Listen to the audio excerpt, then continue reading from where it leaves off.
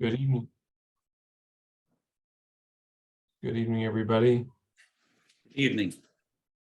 Welcome to the Shelburne Select Board meeting of March 25th.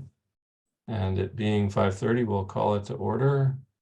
Hope everybody's doing well. And we will start with review and acceptance of the minutes of the March 11th meeting. Rick, have you had a chance to review those? Yes, I have, and I think I think there's a double negative on page 3 that reverses the actual intent. It's under the Mohawk Trail Regional School District on the surplus funds. Second sentence that begins, council did not believe the select board could not authorize spending. So I think that second not should go away. I will take care of that. Other than that, I had no changes that I saw. Great. Do you want to make a motion to accept as amended? I will move that. All right, and I will second it. And if there's no further discussion, we'll vote. All in favor, Rick? Aye. Andrew is aye, and the motion carries. And we're on to the department liaison reports. Rick, do you have any updates? Yes, I do. Met with Emergency Management Committee last week. You recall that they were confused as to what they were as far as what type of a group or committee they were, whether they were an ad hoc, whether they were an actual town committee. Terry, with the aid of Terry, we did some serious digging in the town records for agendas and then minutes where we found triggers, and we found the proper paper trail to document what they are and what they should be, and that'll come up later in the meeting, so I'll leave that at that. The emergency management director also mentioned he's establishing part of the MEMA organizational structure, the Emergency Operations Center. That's if in the event of an emergency it needs to be kicked in, they would need 4 people per shift on a 24-hour basis, so a minimum of 8 people they were thinking to run it. And they've got 9 volunteers to be trained so far, but would like me to mention it in the hopes that other people who may have some interest in volunteering to take some training for Operations Center, that they would love to hear from them. Police Department, the Shared Police Advisory Committee, that formation is on the agenda later, so I'll leave that. Also in the Police Department, this was kind of a nice tip of the hat. The Shelburne Police Department's been asked by the Children's Advocacy Center in Greenfield and the Commercial Sexual Exploitation of Children Coordinator and Community Educator for Franklin County and North Quabbin area to join their team as the West County law enforcement representative for both their regional and their statewide committees. In addition to Shelburne, other law enforcement reps would include Athol and Greenfield. So that is Detective Tucker Jenkins will be filling that role and serving in that situation. Lastly, the Veterans Center. They have something new. The VA has expanded the VA health care to anyone who qualifies under the PACT Act for exposure to toxic chemicals to be eligible for VA health care, whether or not they meet income criteria or they are service-connected disabled veterans. So they asked if anyone knows anyone who falls under that category and has questions to please contact the VA office in Greenfield. And that's all I have.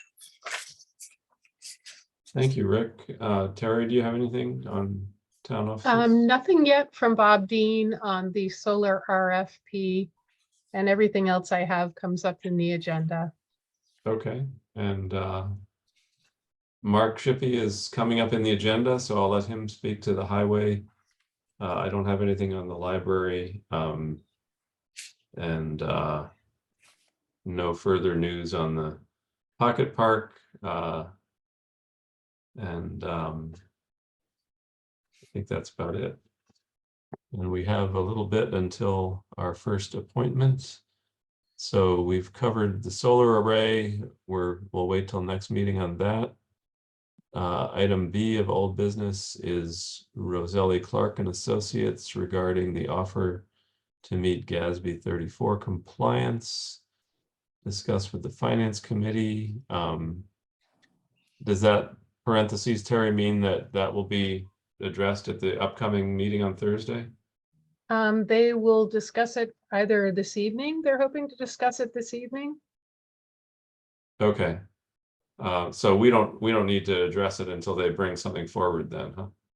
They're here with us this evening. If you want to begin the discussion, we have about 7 minutes, or we can come back to it. Maybe we should come back. That might take a little bit longer. Fees in addition to salary, do we have anything new on that, or are we still where we were last time?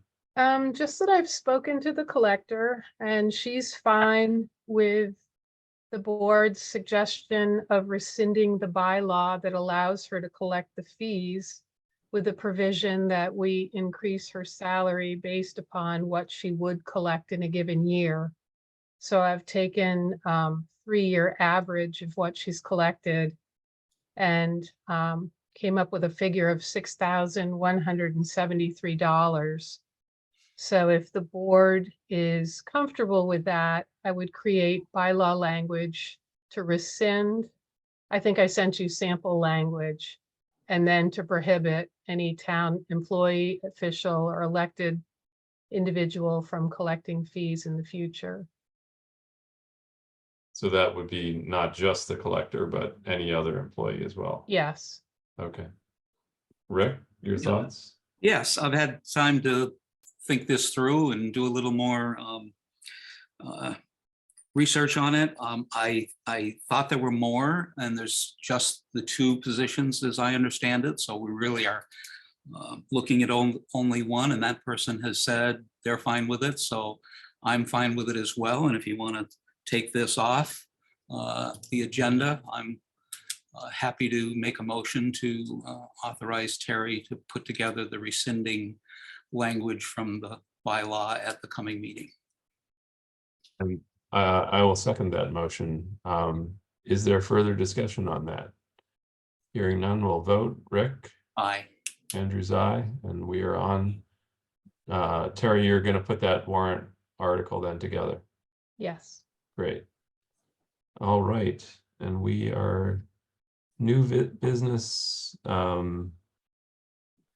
Police advisory. I might save that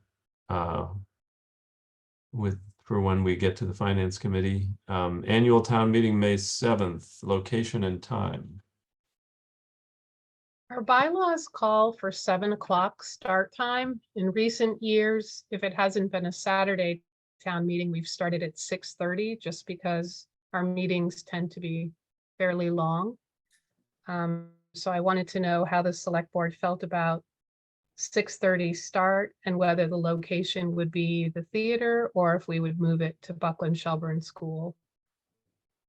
And the moving it would be just to have a little more social distance space, or is that the idea? Better lighting for sure than what we Uh-huh. typically have in the theater, Yeah, and possibly warmth if it's a cool Yeah. evening, but I have no preference. it is just logistically, it's a little easier for people to get up and get to the microphones in this elementary school because things are spread out a little bit more. But I don't know, Rick, do you have a feeling about that? No, I'm fine with either.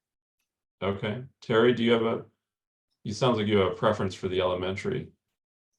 I just think it's a better setting than just because of the lighting at town hall. It's hard when you're up on stage to even see Yeah, the print before you.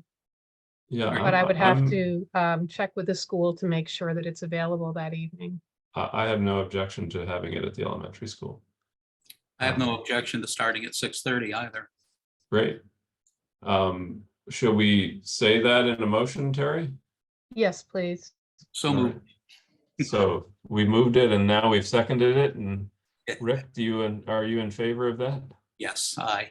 Andrew is also, and so we are pending any notice from Terry. We'll have the town meeting on May 7th at 6:30 in the elementary school, unless advised otherwise.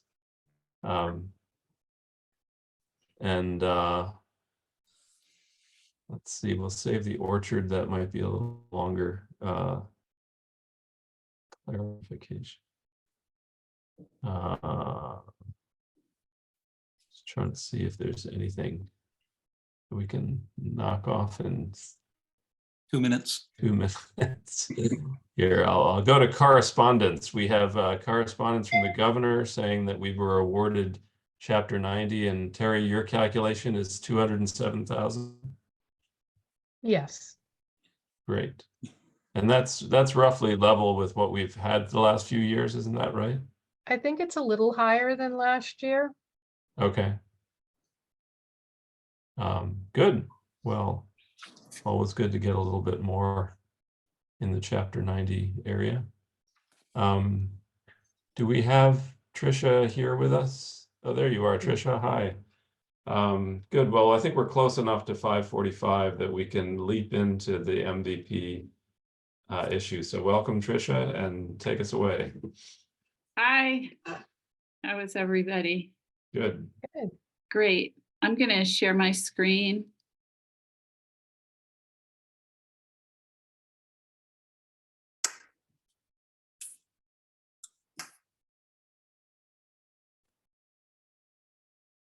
Okay, you can see this, okay?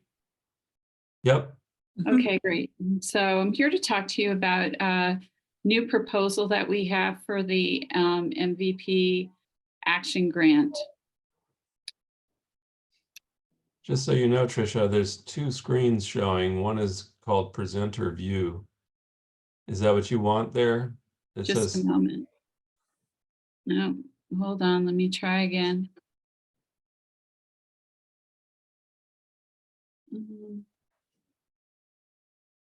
It should be. Why is it saying presenter view? That's weird. Let me just try that. Does that look different? you're not sharing yet. Okay, sorry, let's try that.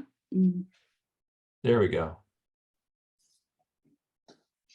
Okay, sorry about that. So let me start over. Okay, so I'm here to talk to you about a change to the Shelburne MVP Action Grant proposal. So as you may recall, the current proposal required a 25% in-kind match. Well, we were going to meet it through an in-kind match. We submitted as an expression of interest in December 2023, our proposal to do a resilient risk assessment of critical culverts in Shelburne. That proposal required a 25% match, which we offered as in-kind volunteer hours. And the reason we submitted it as an expression of interest was in order to get feedback on the proposal before the grant was released. We added in there instead, additionally to the high priority culverts from the FERCog inventory from a few years ago, that area at Bardwell's Ferry Road and South Shelburne Road that always floods. And our community component of that was to improve preparedness for vulnerable populations. So we went to a couple of feedback meetings from the MVP program, and we found out the Commonwealth is not at all interested in funding culvert projects this year. This was basically the first slide that they presented to us for all the municipalities that had submitted culvert projects, telling us where we could find other funding for culvert projects. We were also reminded of the MVP program's core principles, and they want their grants to cover as many of these principles as possible. So there's 10 of them, and it's almost unicornish, but I think we're going to be able to do it with the new grant proposal.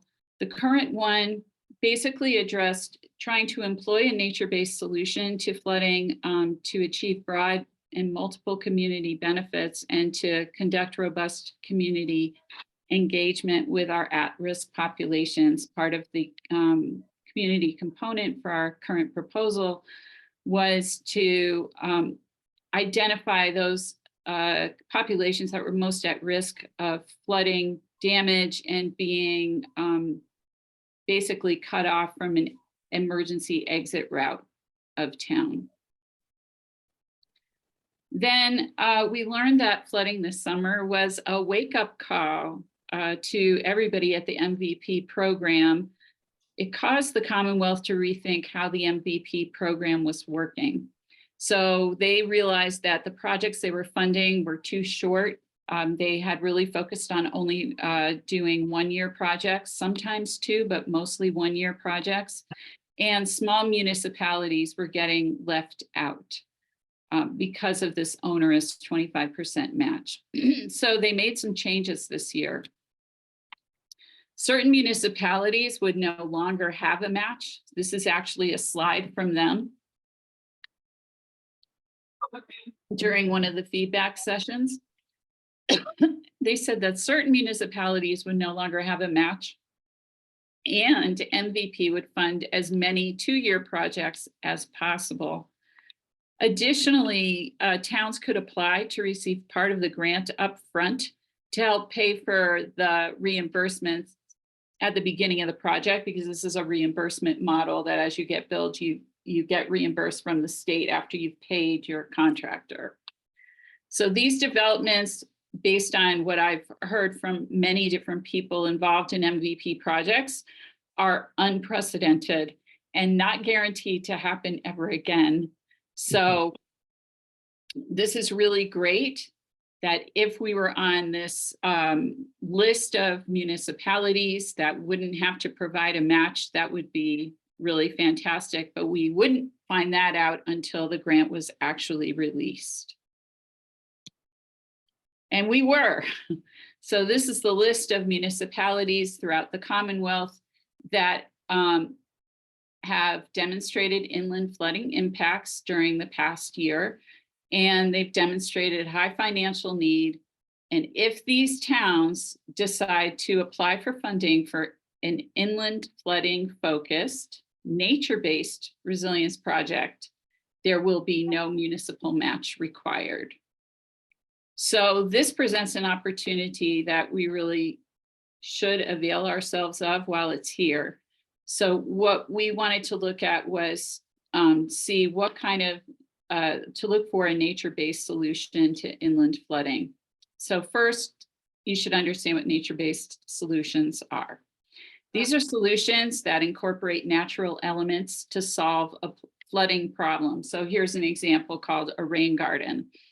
It captures rainwater runoff, slows it down, lets it filter through some porous materials, instead of just letting the storm water. In this case, it looks almost like it could be roof water, it could be from a storm drain or something like that.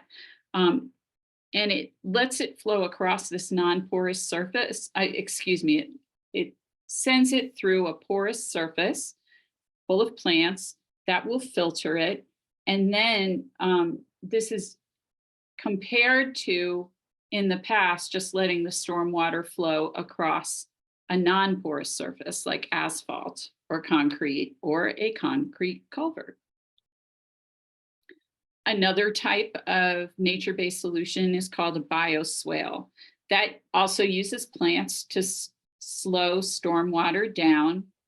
Usually they're put on the sides of roads in some kind of an indentation, as you see here. And it also filters the water and slows it down before it actually enters a waterway. Yet another example of a nature-based solution is called a riparian buffer. And I bring this up because riparian buffers actually were one of the items that were in our list of priorities during the MVP planning process. Riparian buffers can stabilize eroding banks. They provide shade and shelter and food for fish. They provide wildlife habitat, and they can protect cropland and downstream areas from flooding. So this means that the area in Shelburne that always floods along Dragon Brook, shown here, the intersection of Bardwell's Ferry Road and South Shelburne Road, is a prime candidate for an MVP action grant. This area doesn't really present a culvert issue at all, which you can see in these photos here. These were from the EMD when he sent in a request, I guess, for emergency funding after the flooding in July. So you can see that the stream actually bypasses, it goes out of the banks, it floods the pasture and the road, and it goes over the culvert. The far right picture shows you how the water's flowing above the culvert and that there's plenty of room still for water to go through the culvert. So this area doesn't really present a culvert issue at all. It's a stream flow issue. So by proposing Can you just clarify that right-hand picture of where it's flowing above the culvert? I'm having a hard time understanding what's happening there.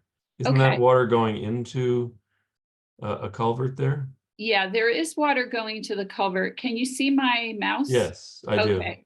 So if you look above here, like where the tree is, Yeah. this is all water. Is So that the brook?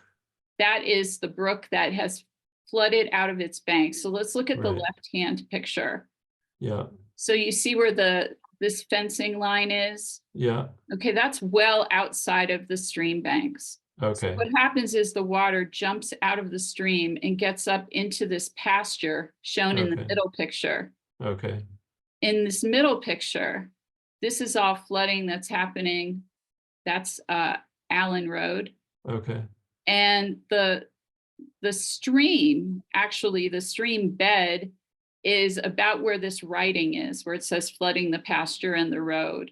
So Okay. this stream skips out of this, the stream flow skips out of Dragon Brook, floods into this pasture, Mhm. jumps out up over here on where you can see my mouse there, and gets back onto the road over there, while the rest of the water flow stays in the stream and goes through the culvert. I actually have some videos I can share with you of how So the culvert is in the stream bed then? The culvert is in the stream bed, but the water isn't. Right. Not Okay. all of the water is. Got it. I have a better understanding now. Yeah, so that's why this is a problem. It's really a stream flow issue. It's not actually a culvert issue. So by proposing a nature-based solution to this inland flooding, Shelburne won't be required to have a municipal match. And that means there's a 0% match for a problem that's been happening for a long time and will continue to happen and worsen, frankly, as we experience more intense storms with larger volumes of water.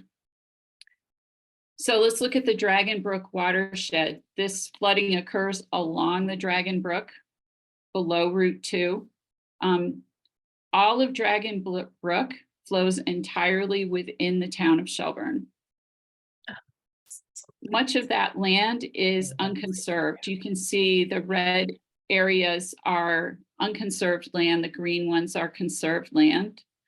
The dark blue, the thick blue line is the Deerfield River, and the medium-sized blue line is Dragon Brook. And these others that are thinner are the streams that feed the Dragon Brook. It let me to be on the other computer. So the land being unconserved, it provides opportunities for private landowners in the area to benefit from conservation opportunities and other nature-based solutions to make the watershed more resilient to climate change impacts and flooding.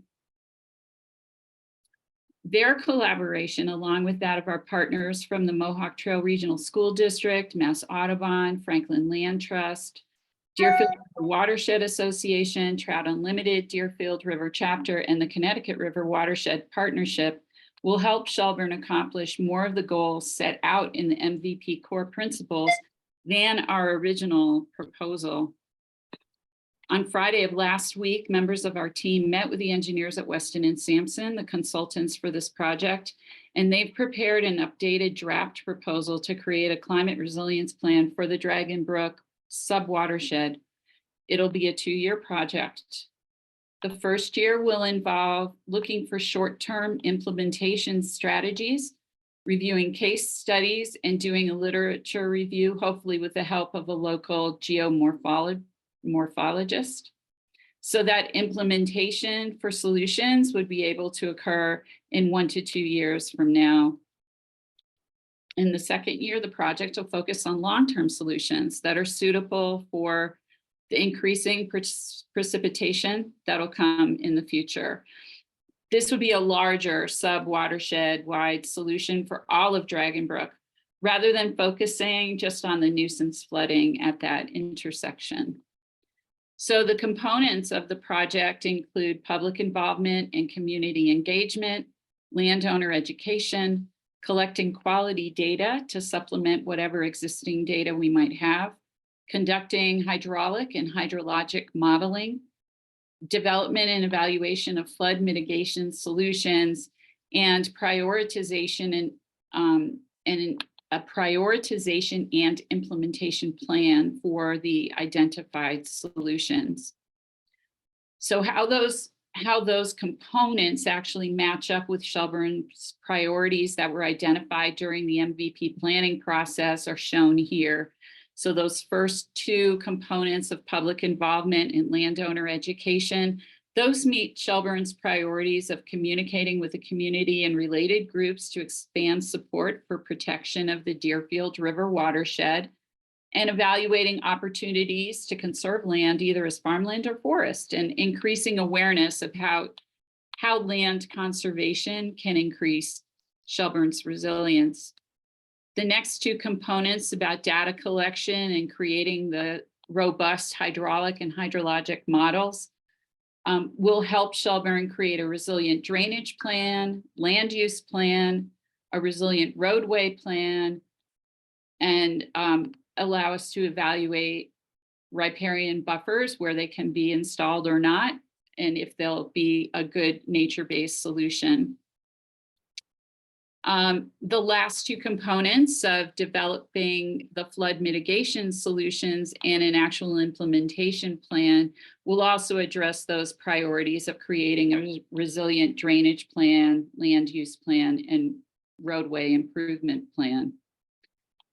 Most importantly, I think, is that this new proposal will address almost all of the MVP program's core principles. You remember that slide from before that I only had 3 highlighted?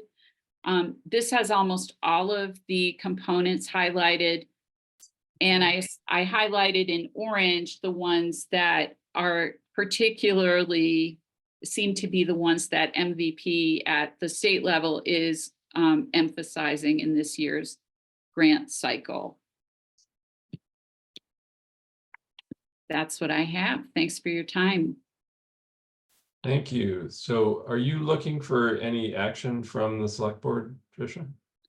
Well, what I would need is your approval to go ahead and pursue this project with Weston and Sampson, because their next step, they did provide a draft proposal highlighting those components that I showed you. But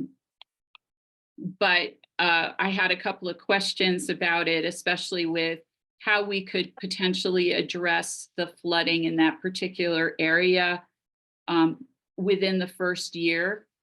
And so they're going to update their proposal for us. And then if we get approval that the select board is okay with this new idea for this project, then they will come up with a much more robust, specific plan for what will happen. We'll find out how they'll help figure out how all of those partners that I mentioned earlier who've agreed to participate in this new project, what they specifically would be required to do, how much that's going to cost. And they put all that together in this proposal so that we can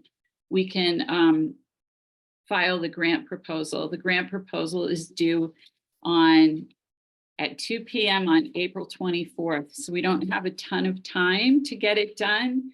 And it's actually quite specific. The MVP coordinator had told me that they really want to see this, everything line itemed out for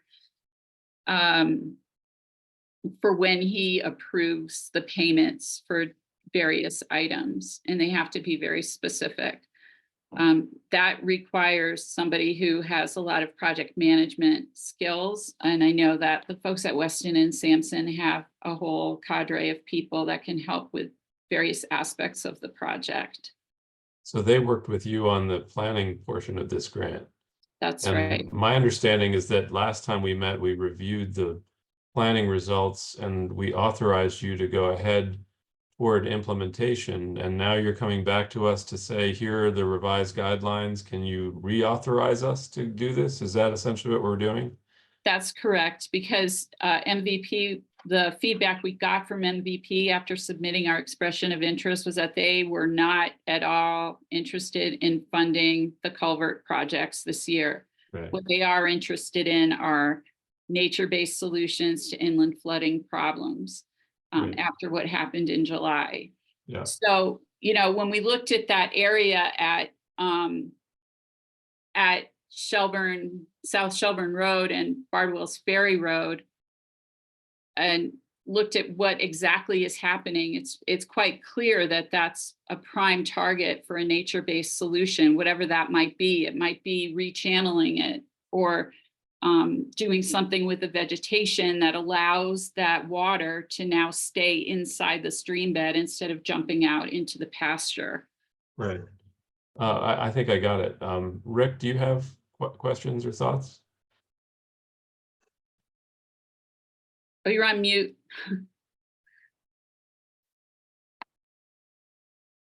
Sorry about that. Yes, no, I have no questions. Should we wait to see that interim piece that you're talking about, or should we just deal with it this evening? I think the interim piece is essentially, my understanding, correct me if I'm wrong, Tricia, but you're saying that you're ready and Weston and Sampson is ready to put together numbers for this revised grant application. And that we just need to give you the go-ahead on this revised approach that's not a culvert approach, but a nature-based approach. Yes. Is that so? Rick, are you okay with that? Absolutely. Do you want to move So that? I would make a motion that we reinforce our previous vote to support proceeding with this project application that we had previously approved. So yes. Right. And moving toward the revised guidelines and the nature-based solution. Okay, great. I will second that. And is there any further discussion? Hearing none, we'll vote. Rick? Aye. Andrew's aye, and the motion carries. Thank you, Excellent. Tricia. That looks like a lot of work Yeah. doing that review and starting off on a new path. It was, but we got to get resilient somehow. Well, thank you for your initiative and your leadership on that. That looks like it'll be a very interesting project if we get awarded there. I hope so. Thank you very much, guys. Great. Have a good night. Thanks a lot. Okay.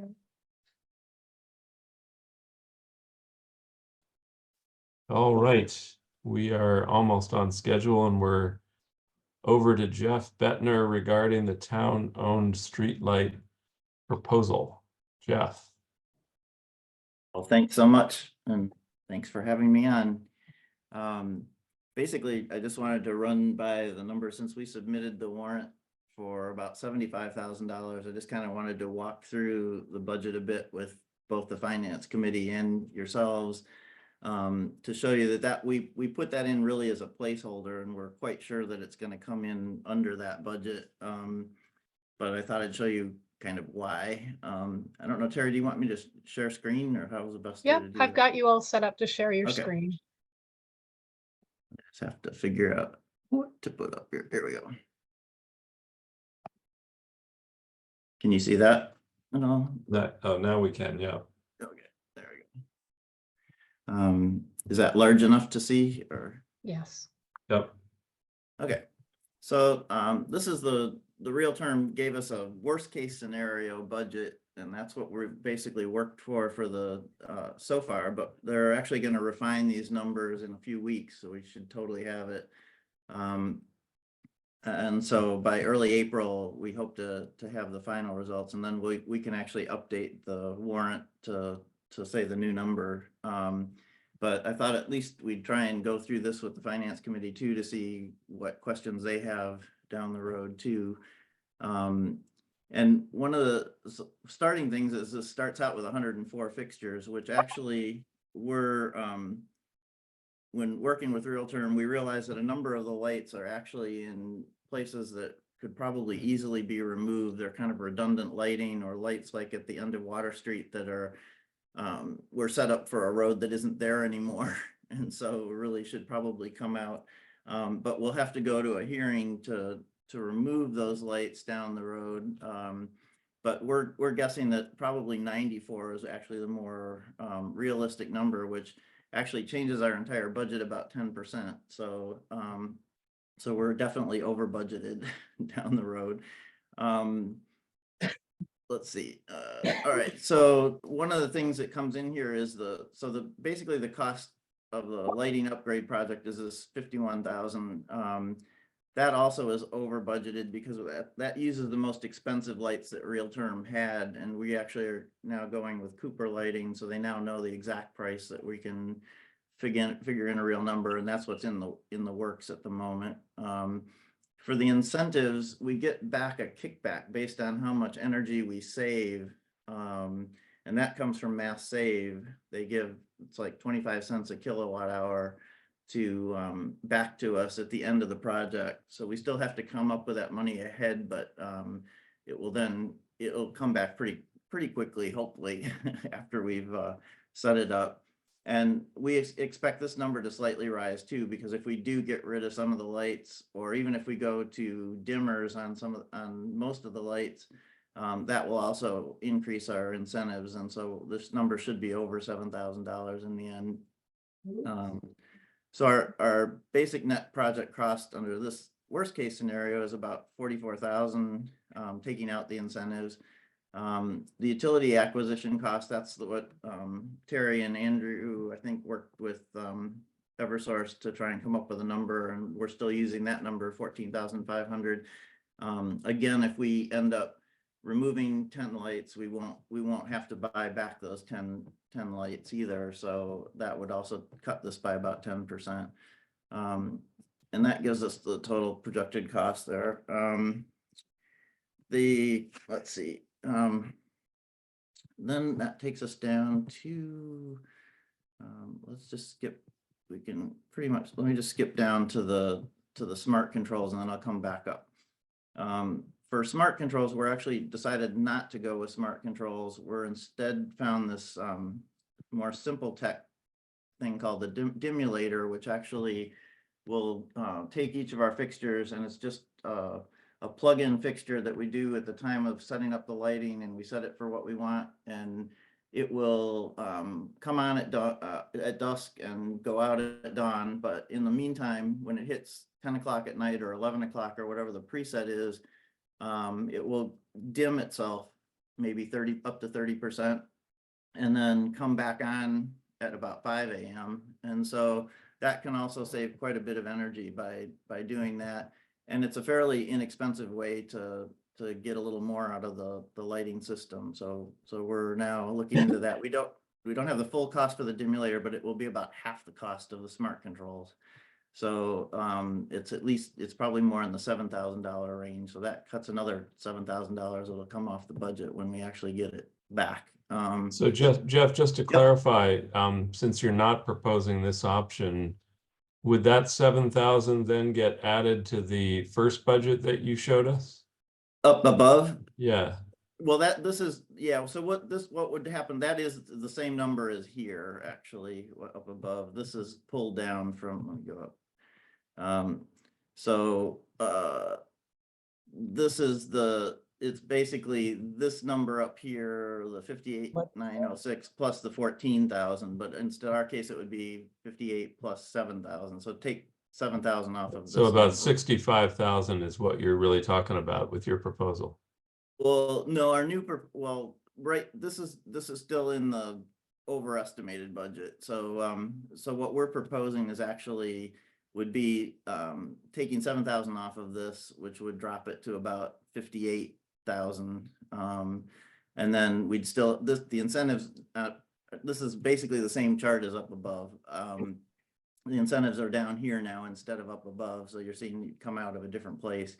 And it's the same utility cost, so we only do that once. So, so take about 7,000 off the 73,000, and that doesn't count the 10% off if we actually decrease the number of lights that we do it. So Right, anyway, so it's about $66,000 is the end result. well, it could even be less than that. But yeah, that's why we're just kind of still have this plug in for 75 and we're just like Right. going with it for the moment until we get our actual numbers back from RTE. But I'm just saying basically a lot of these things are going to actually come down, and so it may actually be even less than that. And to show you on the savings, so this is the before the upgrade. We were paying basically $15,000 a year through Eversource to do it. Eversource has proposed that they could put up, they could put up their own lights and save us $5,000 a year. So it would be about $10,000 through Eversource. But actually by doing this ourselves, we can save a lot more money. And for us, Eversource doesn't break down the utility versus maintenance, but it's heavy on the maintenance because their utility cost is probably less than it is for us. So in our case, our lighting, and this is again without the dimulators, this is like the full wattage of these lights up above, is roughly $2,400 is what our utility cost actually should be. And our maintenance cost is roughly figured at about $24, or in other words, $2 a month per fixture. And that would be having someone local do the maintenance. And the cost comes dramatically down. And so we end up being in a post upgrade of about $5,000 versus what we were paying at $15,000. So the savings to the town would be roughly $10,000 a year going forward, or at least $5,000 more than Eversource was offering us. So we estimate that the payback, I'd say it's actually a tad more than what this payback is at the moment, especially, well, the payback for the 75,000 is closer to would be almost 7.5 years. And so, but there's also another thing that's not in this budget. And well, let me say one more thing that is in the budget. So hidden in this is there's actually a line item down in the project for $4,780, which would go to the police for going along with our crews to set up the system. So there are a lot of all those costs have been really factored in, and I think Real Term has done a really good job of like trying to figure out exactly what we need to do. But this also doesn't factor in that we're going to be applying for a Green Communities grant, which unfortunately they haven't posted the grant requirements yet. So we haven't been able to actually get it out, but it's supposed to be submitted by April 12th. And my guess is they're going to move that deadline later into the month of April because they haven't gotten it out yet. So it's hard for anybody to apply for it, but we're going to be doing that with Allison Gage at FERCog is actually going to help us do the writing of that grant. So that actually could bring back about a third of the cost overall, or about $25,000 could come back to the community. But it will have to come back after our vote in May, unfortunately, because we won't know the results for the grant until that time period, whenever they come out. It might be June, I'm not sure exactly when we'll know. But does give us a chance to really kick back a lot of this, the costs from this would come back. And then we're talking about more of a $50,000 project or even less. So a lot of numbers, but again, they don't mean a total lot, but that we just wanted you to have when you're working with if you're working on the budget, to realize that these are really over exaggerated numbers, but we did that just because we didn't want to end up having any cost overruns at all. So it's so I'll open it up for questions if anybody from finance committee or anywhere. Because they don't have all that information yet.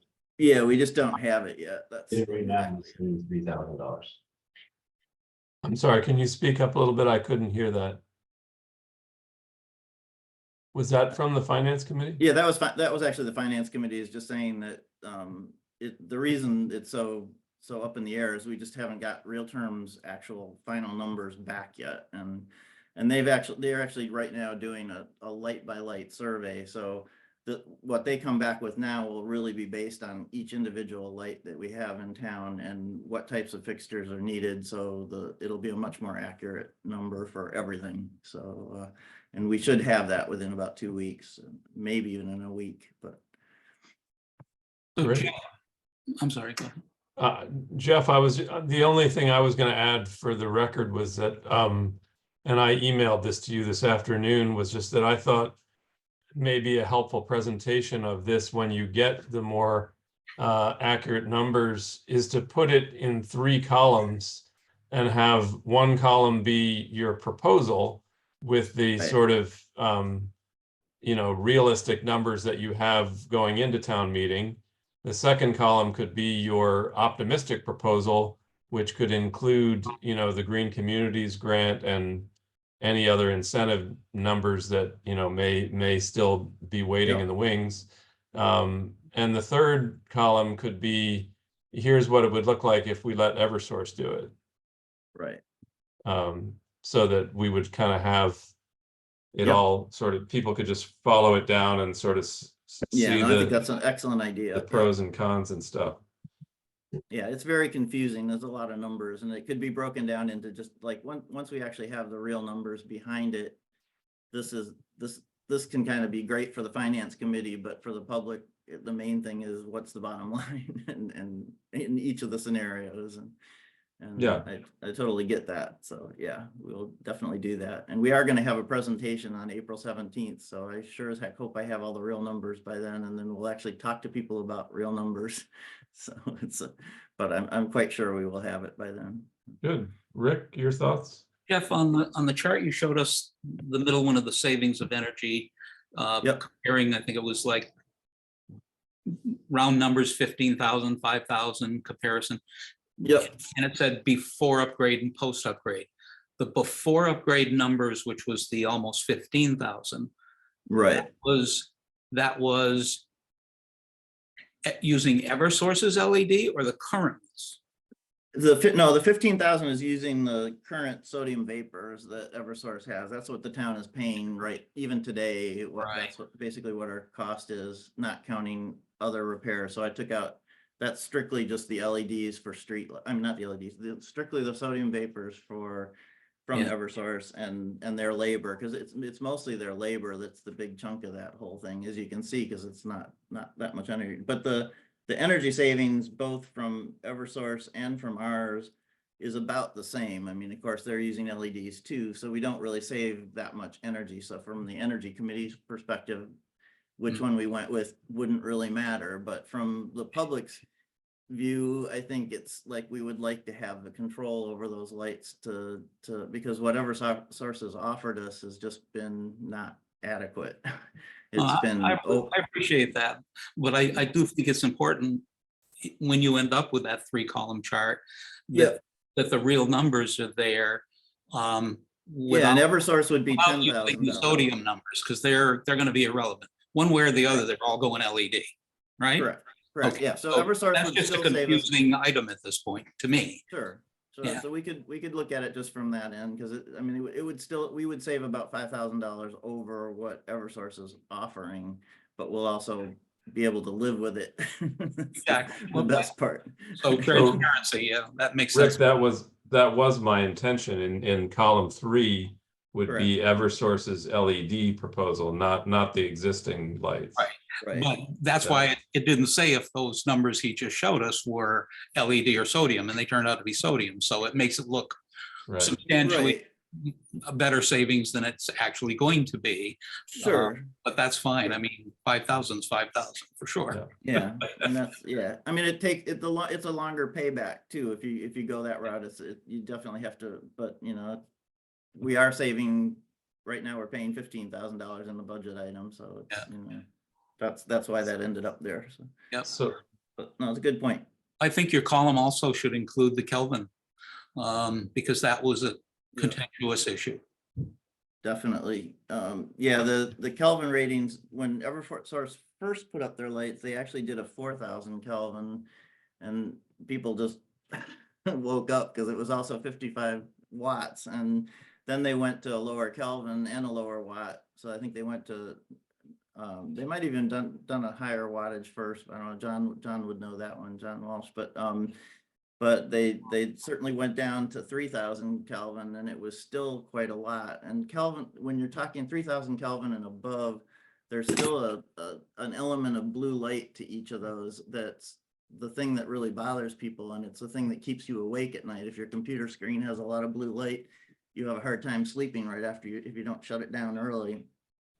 So what we're proposing is actually going to more what the Dark Skies recommends, which is 2,200 Kelvin, and it's much more like the sodium vapor lights that we have now. It's an orangey tinge to it. So it's not quite as pure a light, but that's because we don't want it to be daylight at night. That's basically our goal. So yeah, and that's really the big savings to people, I think. And John, John, just a second. Rick, do you have anything more? No. Finance Committee, do you have questions or thoughts? I've been in, I've made it to a few meetings and kept up on this. I don't have any questions. I think it's going pretty well. Does anybody else on the committee here have any questions? I don't have any questions right now. I'm just looking forward to the actual numbers. That's Right. all. I Me mean, too. All of us are. And actually, that's sorry, when I was speaking or I was explaining to them here that like some of the numbers are just not available at the moment. They've been going through the steps to get them. It just can't get them until they can give it to us. The grant, which I would see would be icing on a cake. We can't even come up with that yet because you can't put in for it. So things are going well, and hopefully we'll have some definitive numbers soon. John Great. Walsh. No, I just wanted to address one issue that Rick brought up, and that is the fact that Eversource is not going to wholeheartedly replace high pressure sodiums with LEDs except for on failure. So some of these LEDs can last many more years. So even though we could do the analysis of the all LEDs, in fact, some of those may not be replaced in the next 10 years, whereas we know that these lights are going to be warranted for 10 years. And so I think, you know, taking that with a grain of salt as to what the actual savings may be over time. It's going to, obviously it's all estimates and back of the envelope calculations. That's not the way it was presented to us, was it, Andrew? No, Terry, No. do you have any clarification on that? Because I had a different understanding of what Yeah. Eversource was offering. Didn't they offer to change them all? I heard that when John, I think what you're referring to is that after they did the several rounds of demo lighting, Okay. they Sure. then, when we then went to them, they said anything that fails from here forward will Okay. get replaced by an LED, but their proposal was to swap the whole thing out with LEDs, and that we just paused them because Yeah. after several rounds of demos, people were still not happy with the lighting that they were offering. Yeah, and I actually want to thank Terry for that too, that she actually talked to Eversource into keeping sodium vapors going until we can switch over, because if we're buying out a sodium vapor, it's basically not worth much to Eversource because they're phasing them out completely anyway.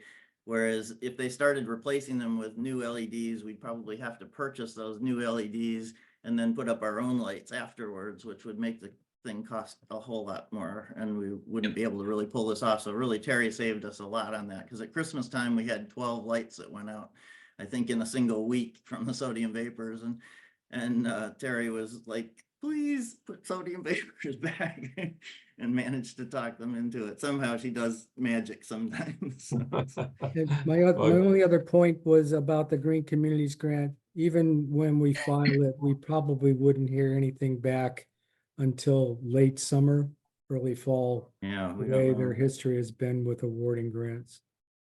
Thanks, okay. Good. Well, Jeff, thank you Yep. very much for that. Yes, sir. We will look forward to the community meeting on April 17th. Yep. And we'll Oh, and hope, that brings up one thing about that meeting. It's gonna be similar to the one we had a year ago. So do I post it or not post it? If I post it, then we have to have quorum, right? And I'll post it as an open meeting. I just wanted it to be an informational meeting. I don't necessarily want to actually hold a meeting that night.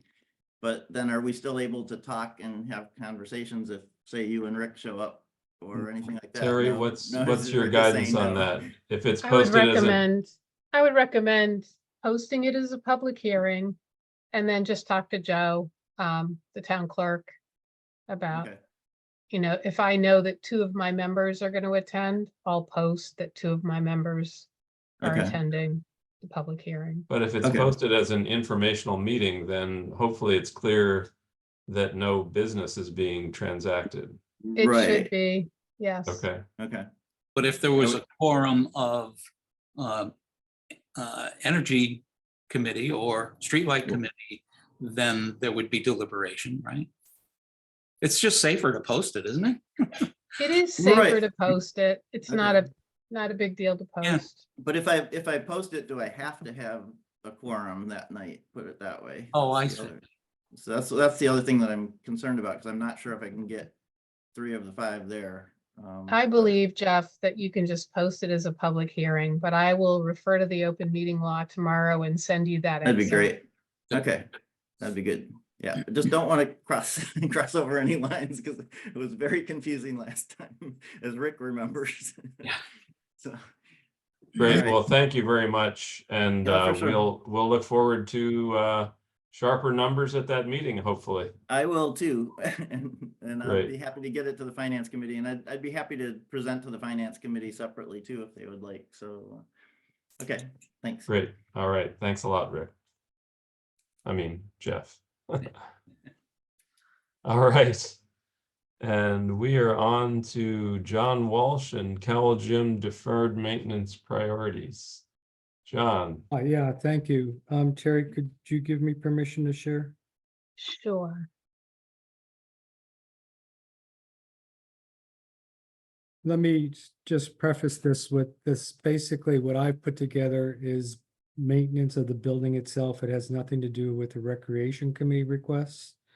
And having spent many days since you appointed me and they accepted me, I am finding more and more every time I go into the building, I'm finding more problems. So this is my list of things that over the last several months I have been looking at. We're finding that with the current heating system that we replaced with the mini splits, due to the fact that there is very poorly single pane basement windows and single pane windows in the attic and in the offices, that in my experience, that is equating to increased energy usage due to the fact that it is pulling an enormous amount of cold air into the building. So I have done some preliminary research. I have contacted Home Depot. They came out and had one of their contractor people who coordinates for their program, installation program. And he has given me a quote, which I've tried to break down here. The basement windows, there are 12 basement windows. There's actually more than that, but at some time in the past, The town has actually replaced 4 of them, so I believe it's a total of 16. They're running about $500 a window, so it costs us about 5,000. I've kind of inflated these numbers, I rounded them up as opposed to down. If you're familiar with the building, I invite everybody to take a walk or drive around because the building itself is in deteriorating shape, and we need to do more as soon as possible. The tab room, which is a storage room off the back of the building that juts out into the east parking lot, has a door that isn't even sealed properly. It's falling off. The tab room itself, the jut out that is there is significant rot around the windows, the siding, and the old asphalt shingling is falling apart. We've had some complaints from some neighbors and residents about the sound levels in the afternoon and evening when the compressors are running. I will state that they are actually running well below any concerned levels that National Institute recommends. But Terry and I have discussed trying to look into soundproofing those compressors. There are 2 options. One would be to surround them with plantings. And I spoke with some nursery people today, and they estimated anywhere from $80 to $250 per plant, depending upon the type of plant we were to go with. So that would be a $3,000 cost. If we were to put fencing around, I'm thinking it would take about 6 sections of fencing, and including a gate for maintenance, that would be about $5,000. The first floor windows are basically the 2 windows in the office and 1 window at the south entrance that is in extremely poor shape. The glazing is cracked and falling out. The attic windows are even worse. They can't even be closed properly. There's air pouring in at the top of them. We all know that the paint has pretty much flaked away since the last 10 years it was been done. I've had one quote for just over $19,000, and that was them doing the work themselves. Gym windows are not a major priority at this point. I think we can deal with that, in fact, by putting in, I thought I put that in there. I guess I didn't. Shades that we could put into the windows themselves that would be mechanized so that they can go up and down. So there's another $12,000 that it didn't include there, and that didn't include installation costs. So we're up to a little over $100,000 worth of work. And then the handicap bleacher, for some reason, it is not easily operated, and that needs to be addressed. I know someone from the rec committee had looked at trying to have somebody come in to take a look at it. I think they estimated about $1,200 just to have them come in. I was in there today. They are operable, but they're extremely difficult to use. And because it's an ADA compatible device, we could potentially be in trouble for not having a operable bleacher. So the tab room, as I mentioned, the sidings, the sill, the door, that all kind of comes up to about $15,000 if I put it together. If I leave it separate, it's a $1,200 for the door itself.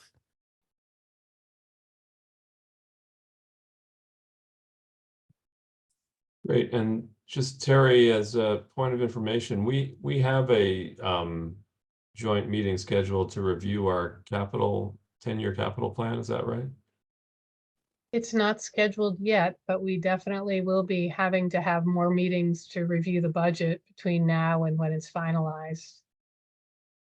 Because I'm noticing a number of items, this one and in the highway materials that are capital requests. And I'm thinking it makes more sense to me to review the capital requests in the context of the 10-year plan so that we can decide on what year they should go in and and how we're going to pay for them and that sort of thing.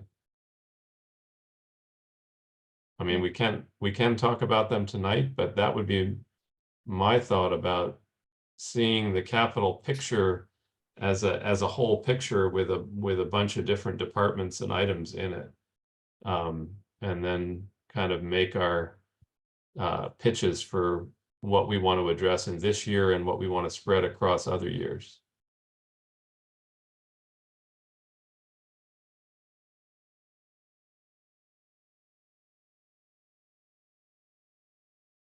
Rick, do you have any thoughts on that?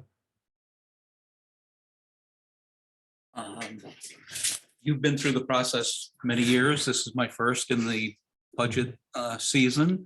I'll defer to your wisdom in that.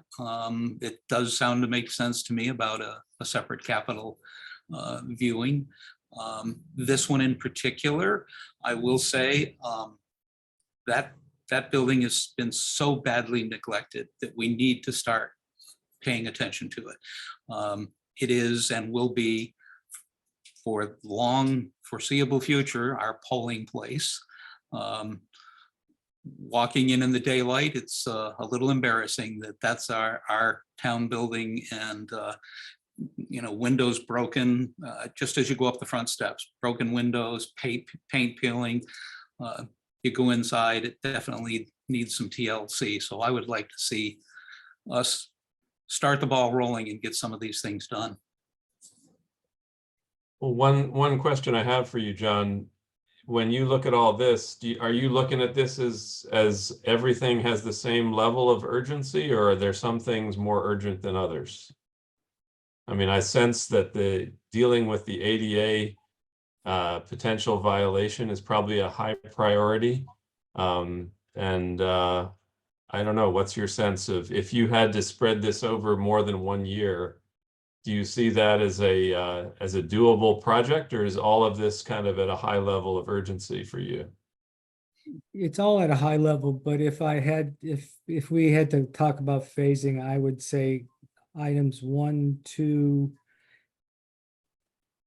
6, 7, 9, 10, and 11 are really priorities. Okay. One of the reasons I ask is that I think there may be some value in looking at the Community Preservation Act as a potential funding source for the windows, or at least some of the windows, unless you feel like it's foolish to put that off longer. Well, the weatherization type issues really need to be addressed now. The tab room rot on the backside is extremely bad. There are areas on the south wall I found water coming in from outside, which I believe replacing the basement windows would resolve some of those issues. Yeah, no, I was looking at the big number of the gym windows at 32,000. Those could definitely be delayed. I Okay. don't see that as having to be done anytime soon. Because that might be something you could get out of CPA. Sure. I'll just put this in here, insulated shades. If we could do the insulated shades and defer the windows, that would make a huge difference. The insulated shades may actually qualify for a Green Communities grant, so I was planning on adding those to our application that we'll be submitting. I'm going to put 15 in that our application will be submitting once we know what that is, but the deadline. So those may be able to be deferred through that. But again, $106,000, it's a huge hit at any one given year. So it really probably should be phased in over a couple of years. Mm-hmm. Okay.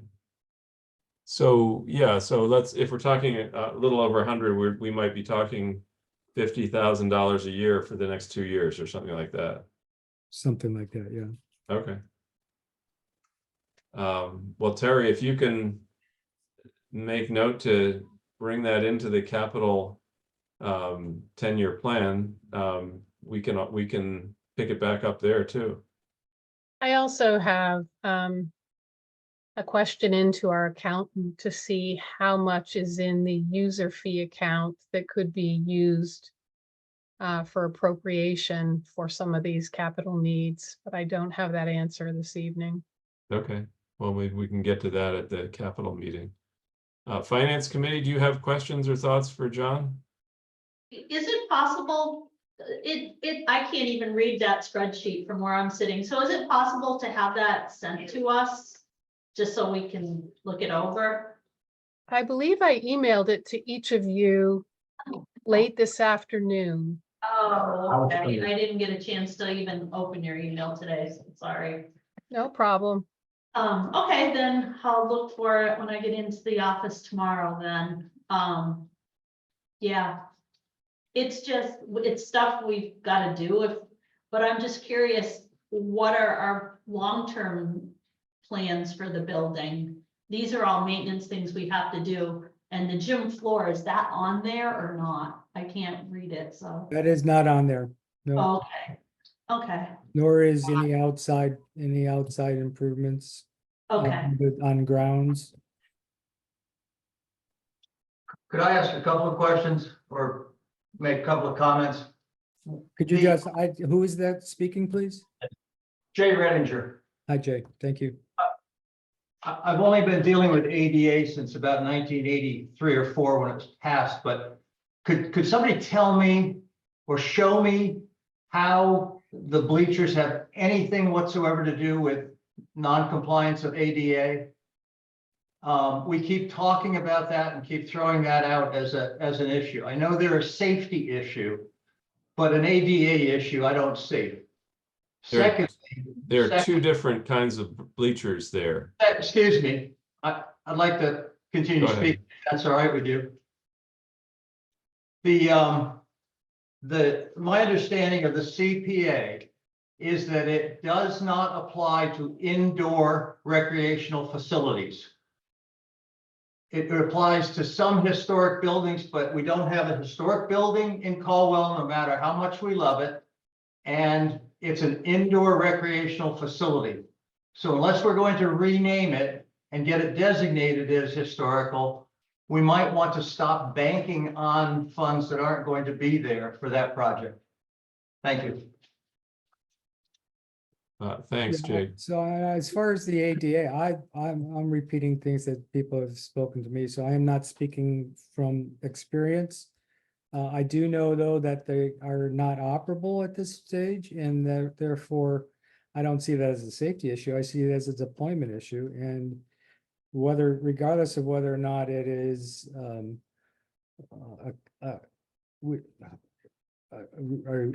requirement, we want people who may be handicapped to be able to access those bleachers. So, John? yeah. My understanding from touring the building with Diana Hardina a little while ago, and she showed me the two sets of bleachers. The regular wooden bleachers, are operated manually. Yeah. And those appear to be working. Yes, that's correct. And there's a smaller set of bleachers nearer to the doors that I think is what she designated as the ADA bleachers. And I think those are meant to be operated by and for people who are handicapped, so that they can And use those are them. the ones I'm referring to down. Yes, I understand that. I'm just saying that to me is the distinction between the ADA bleachers and the other bleachers. And I have not seen the mechanism by which they are operated to know more than what I've just said. So maybe somebody with more information can elaborate on how they are ADA bleachers, but that's what I've been told.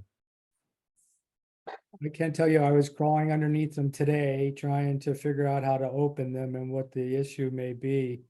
And they are basically not functional.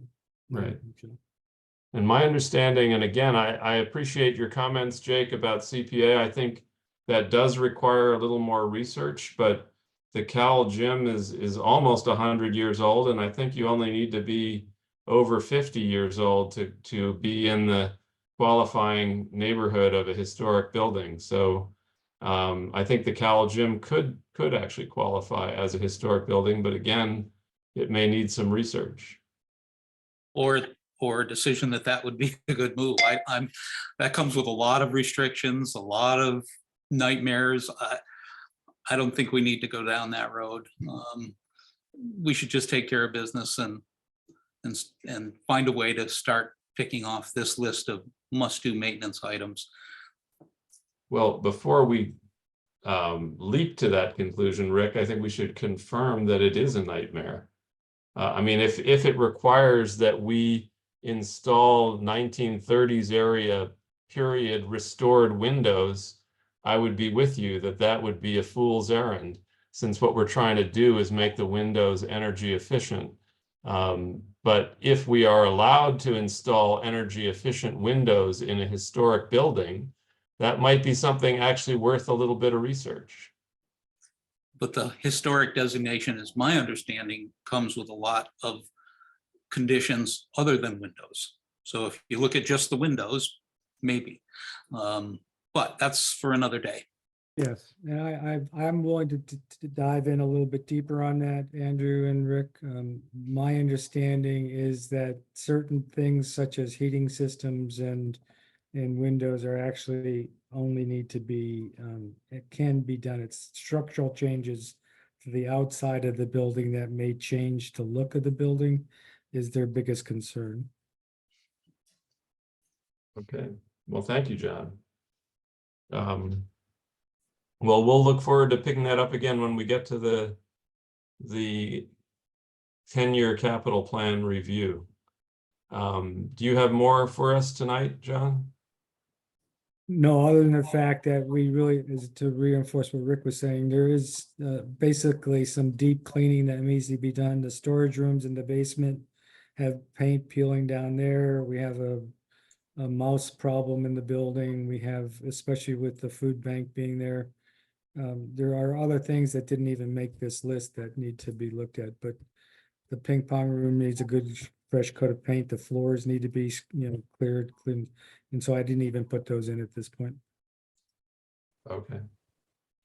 And I think there was a question from the Finance Committee about the overall usages of the building. And it seems that we have, in addition to the recreational uses, 3 other users of the building: the clothes closet, the food pantry, and the town clerk who stores voting equipment up there. That's correct. So those are our current uses of the building. Correct. Great. Well, thank you, John. Sure. Thank you. Thank you.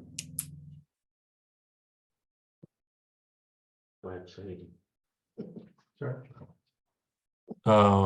John, all right, 6:30. We're slipping off our schedule. Mark Shippey, are you here? Yeah. Great. You're on board. Blocking you will.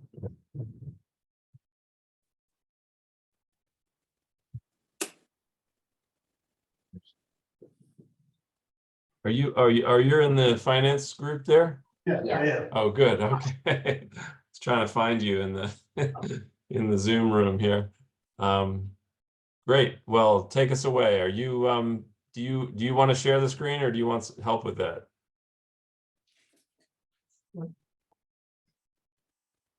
I don't understand that question. I think did Terry have something that she can share for highway department? No, I don't have 2 screens at my house, nor do I have 2 screens in the office, so I can't share. Okay. Okay, so what do you want to know? So Mark, I have the materials that Terry sent us from the meeting. I don't know if you want to share any of that. We're just gonna look at our own copies. Okay. Well, Mark, take us through what you want to review with us. Well, there isn't. As far as the personnel, basically followed the 4% increase across the board.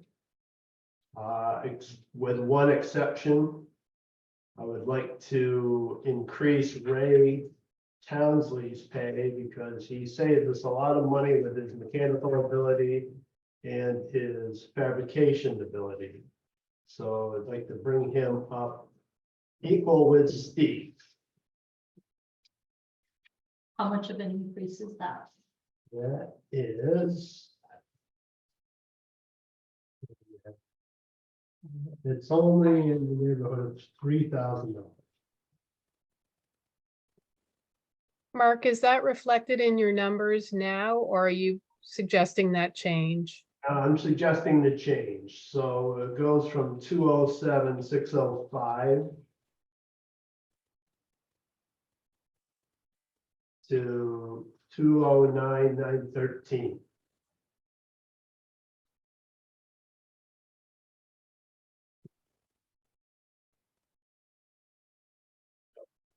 I don't see that.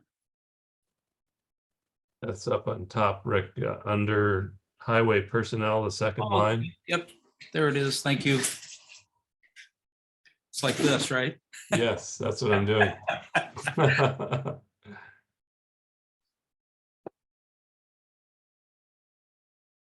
Anything else you would want to point out for us, Mark?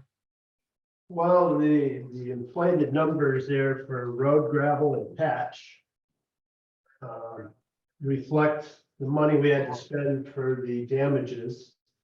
So, because of the rainstorms this summer.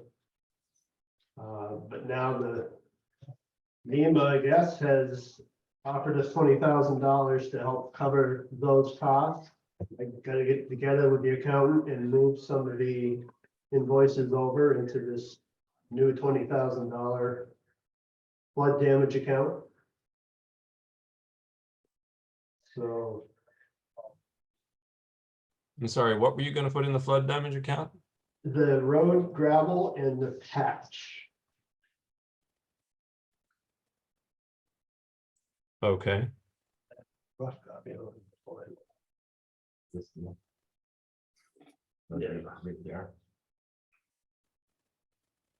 All of it, Mark, will be moved to the flood damage account? No, so I'm still gonna want to be a little. 7,000 for the gravel and 8,000 for the patch.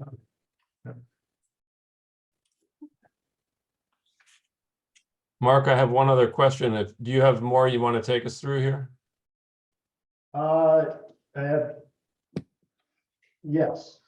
So the next line, or the line for gasoline, so putting in for a new truck this year. It's gonna make a difference whether we buy a gasoline powered truck or a diesel powered truck. Being a green community, are we not restricted? Are we supposed to be eliminating gasoline powered vehicles? Yes. So if we go with the diesel engine, we won't need as much gasoline on our line item. But would you need more diesel, or is it already accounted for?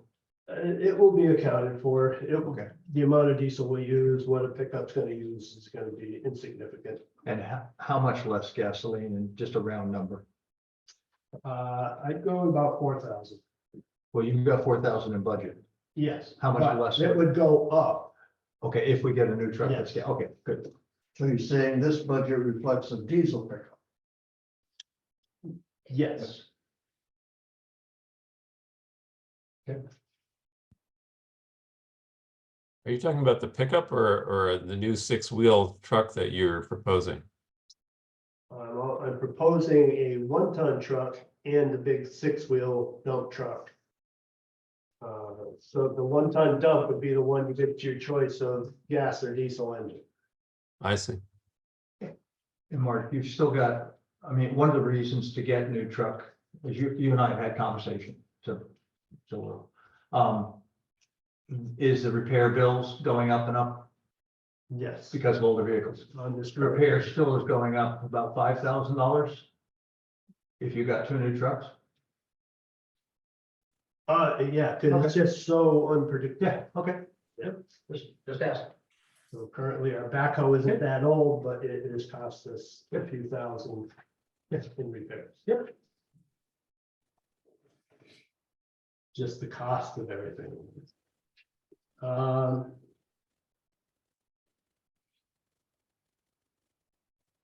Other than that, I think it's pretty well laid out. Those are the big items. Mark, I have a question for you. Yeah, Is the consulting contract with Terry Walker in your budget? it That's a is- separate line item. Where does that show up?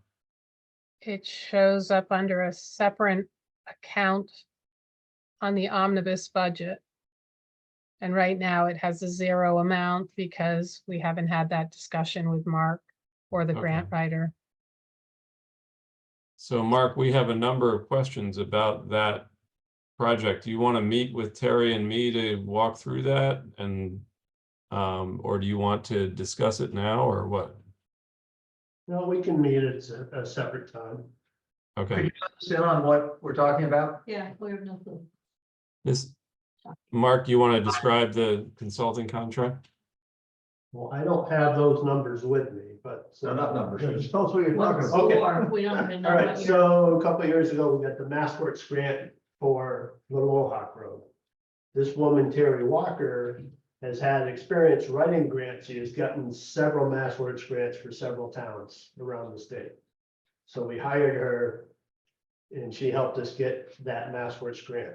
That one for what? For what? For this work. For the Mohawk Road? Yes, Okay, so they've also hired her to help get the MassWorks grant for Old Greenfield Road, which we got. okay. So she is asking for, percentage wise, I think it was somewhere around a 30% increase in her fees. You know, I have the numbers with me. Based on what? Why is she asking for index? Well, this is a conversation that Andrew and So I, this, so because she got the grant, she wants more money. have to ask her. Last year, we paid her $12,000 for her services. This year, she's looking for 16,800. And she does mention in her request that it's based on her success in the last 2 years. And subsequent conversations I've had with her, she is willing to negotiate.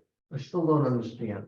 So she has secured for us, Jim, $2.25 million in MassWorks grants over the last 2 years to do Little Mohawk Road, Old Greenfield Road, and a bridge project. So what are we proposing for the coming year's budget? What is this money we're being asked to put in the budget for the coming year? That's what we're going to meet with Mark and review and get back to you on, because I don't have a full understanding of that yet myself. Is it another road? Is this money for? It may be grant administration for the grant that we just got, but I need to clarify that. That is true. It's for administration over the course of this grant. We didn't Or know the- that, we didn't know that up For front. the Old Greenfield. We didn't know that up front. Is this something new? Didn't know we were gonna get the grant.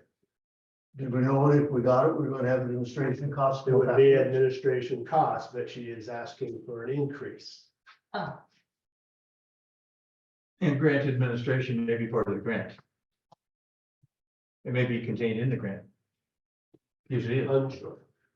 Okay, I mean, UMass takes 52% of every grant they get for administration overhead.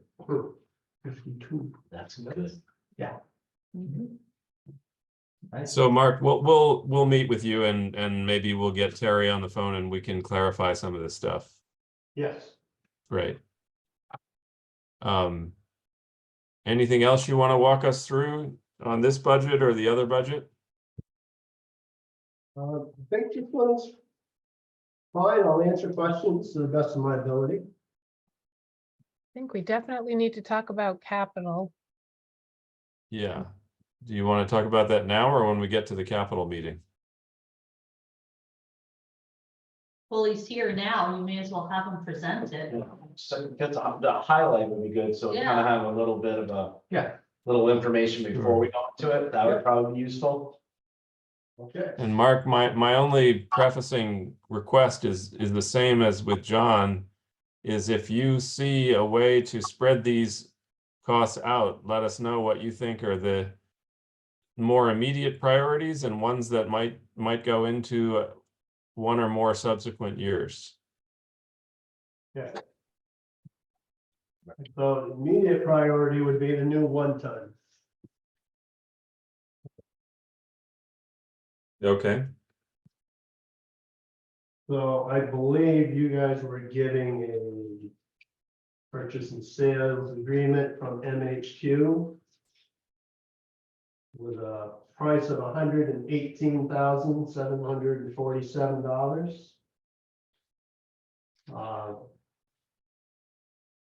We can get it cheaper than that. I'm proposing we buy the truck, the cab and the chassis from MHQ. And then instead of having them install the dump body and the plow and the spreader, we can go to Valley Equipment, welding and equipment, where we have done business with them on previous vehicles and come up with a savings of, here we go.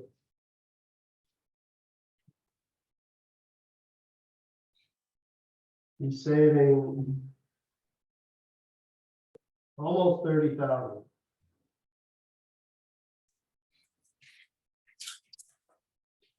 So we can get it down to under 90, so around 90 to 95.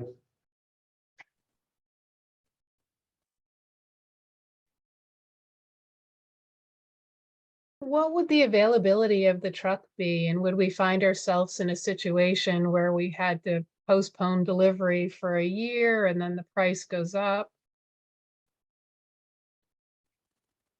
Are you referring if we couldn't get one? Yes. Are they Right. readily available? These, I believe, are, yes. When you're talking the big trucks, then they are. The issue we had last time was the whole COVID and supply chain and price increases. It's still taking a year and a half to get the larger trucks. Yes, That situation hasn't gone away. so this. As far as the big truck goes. The salesman and equipment provider, so you got the truck sales and then you got the outfit that will supply the equipment for the truck. Be a one price deal to the truck dealer. They have gotten together and they have basically spec'd the truck like we are looking for. And they've already got the order in. So if we vote to go ahead with this truck might be available immediately this summer. Because they've already got it spec'd out. And if we don't take it, they said they're just gonna sell it. But if we want to change things on this, what we've got spec'd out, then that would take much longer. And that is 326 estimated cost? Yes. Whoa, okay. Yeah, That's for a 6-wheel dump truck, with a plow. golden plow? No. I know, Wow, okay. So Mark, yeah, you have some kind of hold arrangement going that will carry through town meeting? I don't understand. Only keep it till we. Oh, yes, yes, Okay, so the dealer will hold that model for you until after town meeting. yes. Okay. Is the 6-wheel your second highest priority of these three? Yes. But the 6-wheeler is on the last schedule that we made. Okay. So we still have a 2001 truck. Okay. And this is scheduled to replace that this year.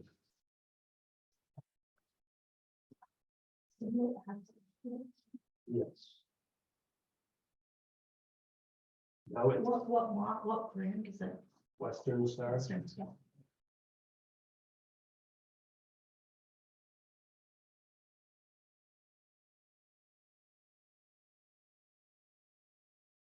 Then you want to talk about the lawn sidewalk tractor? Yeah. So that's the last two garden tractors we've gotten for mowing the lawns, Cowell Gym, Rams Academy, Little Mohawk. Basically been homeowner style. And doesn't take long for them to get pretty well beat up and used up. So I'm thinking we ought to try to upgrade something to more of a commercial slash, I wouldn't go industrial, but a more commercial type small tractor.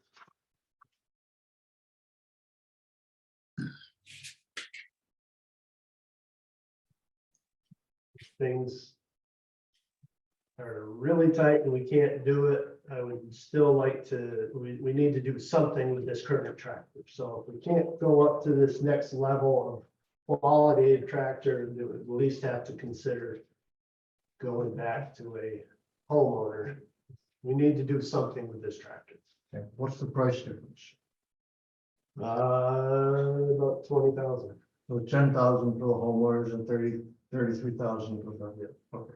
And can that be, if the worst case scenario was you wait a year or two to get the better one? Was the one you have now, will it go another year? You don't know? Who knows? I would say yes, it's not, it still functions, but it's, you know, between rust and dents and bend up, who knows? We did have to replace the pulley on the drive shaft, on the drive line that had the splines and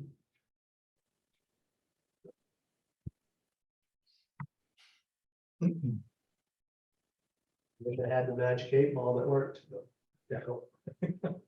We don't. No. Would you get if you had to replace the one you have now, would you get that at John Deere too? Probably. Probably.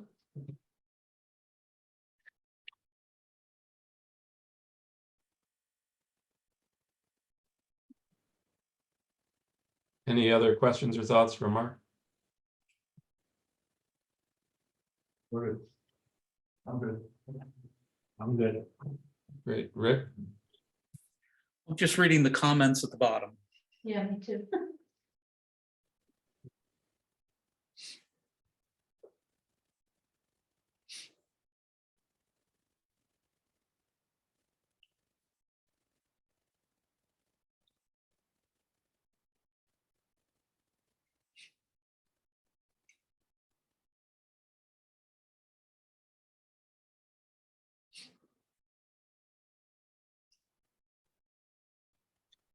Well, my suggestion is we take that up at our capital planning meeting. Since we're not on the public record yet in regard to those comments. Okay,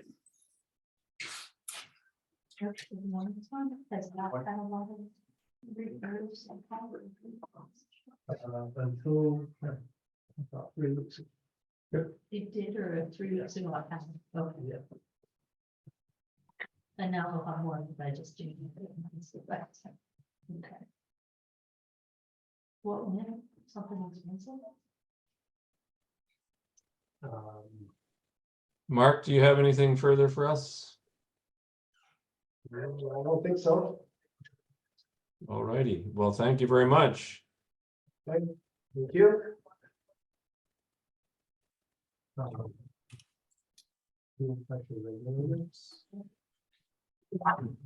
Part was expensive. Yeah, take everything apart to get to it. So we are on. Oh, we're almost back on schedule. Thank you, Mark. Greg Bardwell and the Police Department. Greg, are you with us? There's Greg. Yep, I'm here. Great, welcome. Hi there. How you doing? Very well. All right. Let me just. Do you need to share a screen, Greg, or are you set? I can, yeah. I've got all that stuff there, and I don't know what else But yeah, I can, let me see if.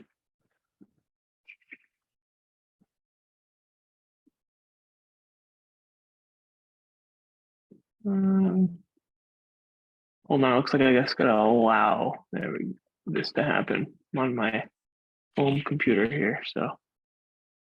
Yeah, I've given you permission on my end. Later, I don't know.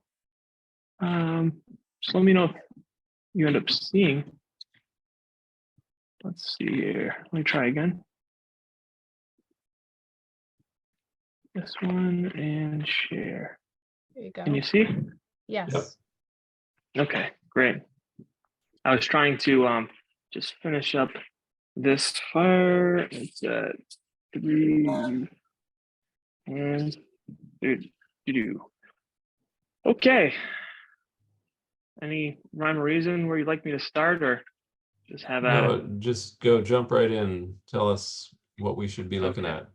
Okay, so I guess I'll start with the operating and salaries, and then I'll jump to the Buckland portion. So this is the operating budget for, this was obviously a breakdown of the last couple of years, but here would be my request. Came in about $1,000 less than last year. You know, playing with numbers, you can see on the right side of the column here, and if it's difficult for folks that that don't have this sitting in front of them to see, I updated the to-date numbers of where we're at. So you have the 2024 6-month on the left, and then you have as of today on the right. A couple things that seem to be less than expected were the maintenance budget for the cruisers. Sorry, dog's making noise. Gas, I think we're going to be basically pretty close. I budgeted 18,000. We're at 12.5 right now. But everything else, it's let's see here. I dropped the maintenance budget by about $2,000. Level funded uniform budget, I dropped the telephone and internet by 1,000. And this is all basically after having another solid year of kind of trying to figure out with the regionalization where we sit. The electrical, I level funded, dropped the bottled water about in half. Propane, I went up. That's the gas and propane. Obviously, those are it's difficult to kind of gauge those. I can give an estimate, a guesstimate for what I think is going to be ballpark, but obviously the market is going to fluctuate on those. Radio repair, level funded. Office supplies and cleaning and equipment, I both boosted up. Something that we're noticing is we're spending a lot of money on taking care of the building, cleaning supplies, paper towels, tissues, that type of stuff. It adds up over a while. So that's why those are up a tad. Level funded training and dues and fees.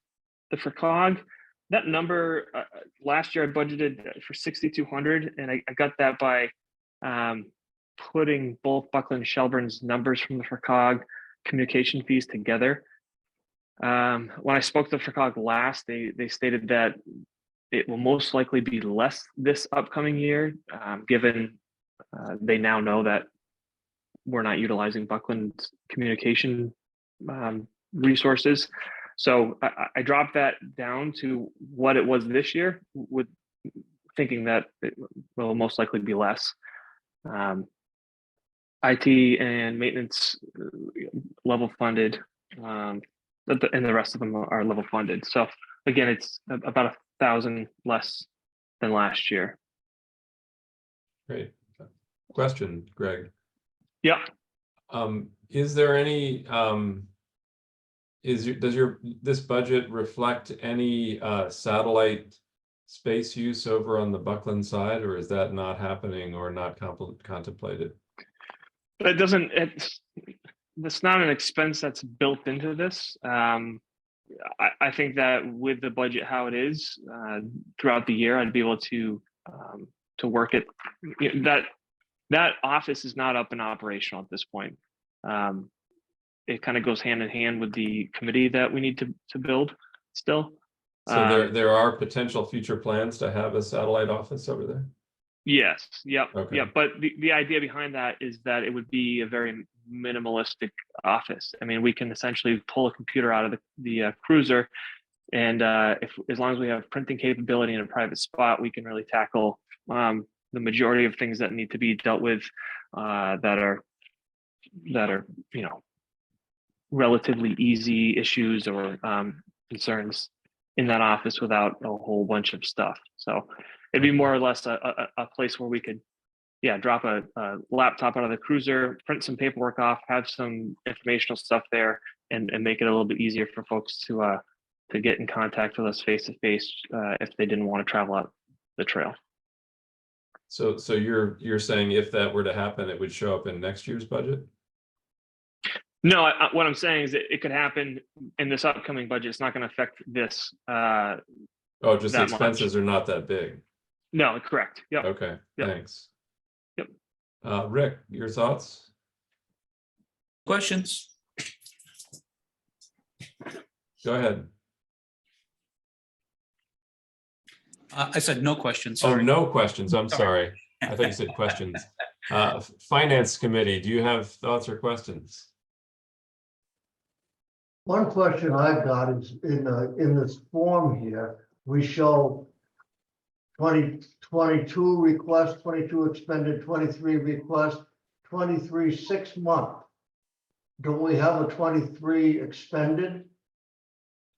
That should be expended, not 6 months. So that is expended rather than 6 months. Yes. And 24 is 6 months. Yes. And Greg, remind us why the actuals were almost $20,000 off from the projected.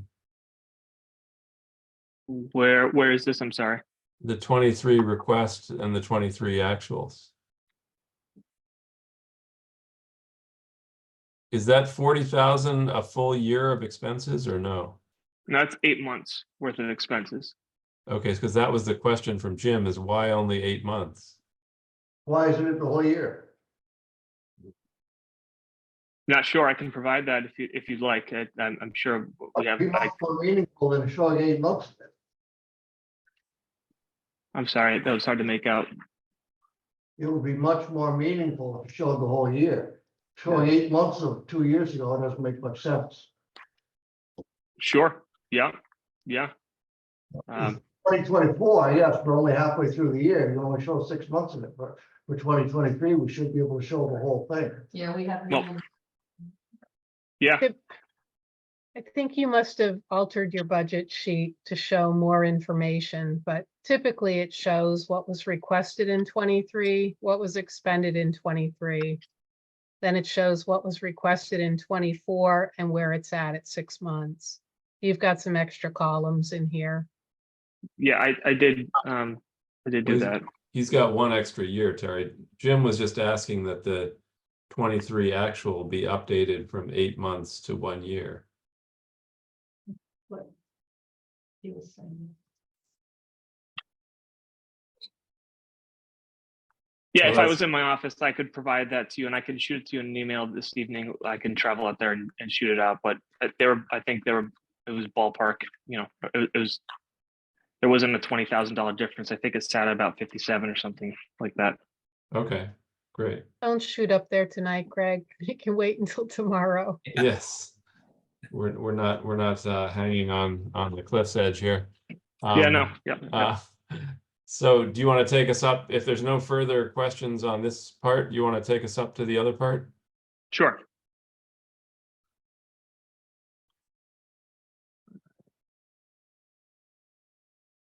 Okay, this is salaries. It's consistent with what was recommended by the board, with the 4% increase across the board, with the exception of the reserve officers line item. that number is derived by a combination of things, coverage for vacation, sick time, holidays, personal training hours, and then shift coverage itself. So the reserve officers did get the 4% increase in their hourly rate, but the amount of hours that they were going to be covering was dropped. That's why it's significantly less, if that makes any sense. I build out 3 different budgets for salaries typically. My salary is contractual. The 2 sergeants and the 3 full-time officers are what in general what is recommended by the board and the finance committee as what percentage to apply to. And then the reserve officers is the same thing. I'll take their number from the year prior, their hourly rate from the year prior, apply that 4% increase. But that number is not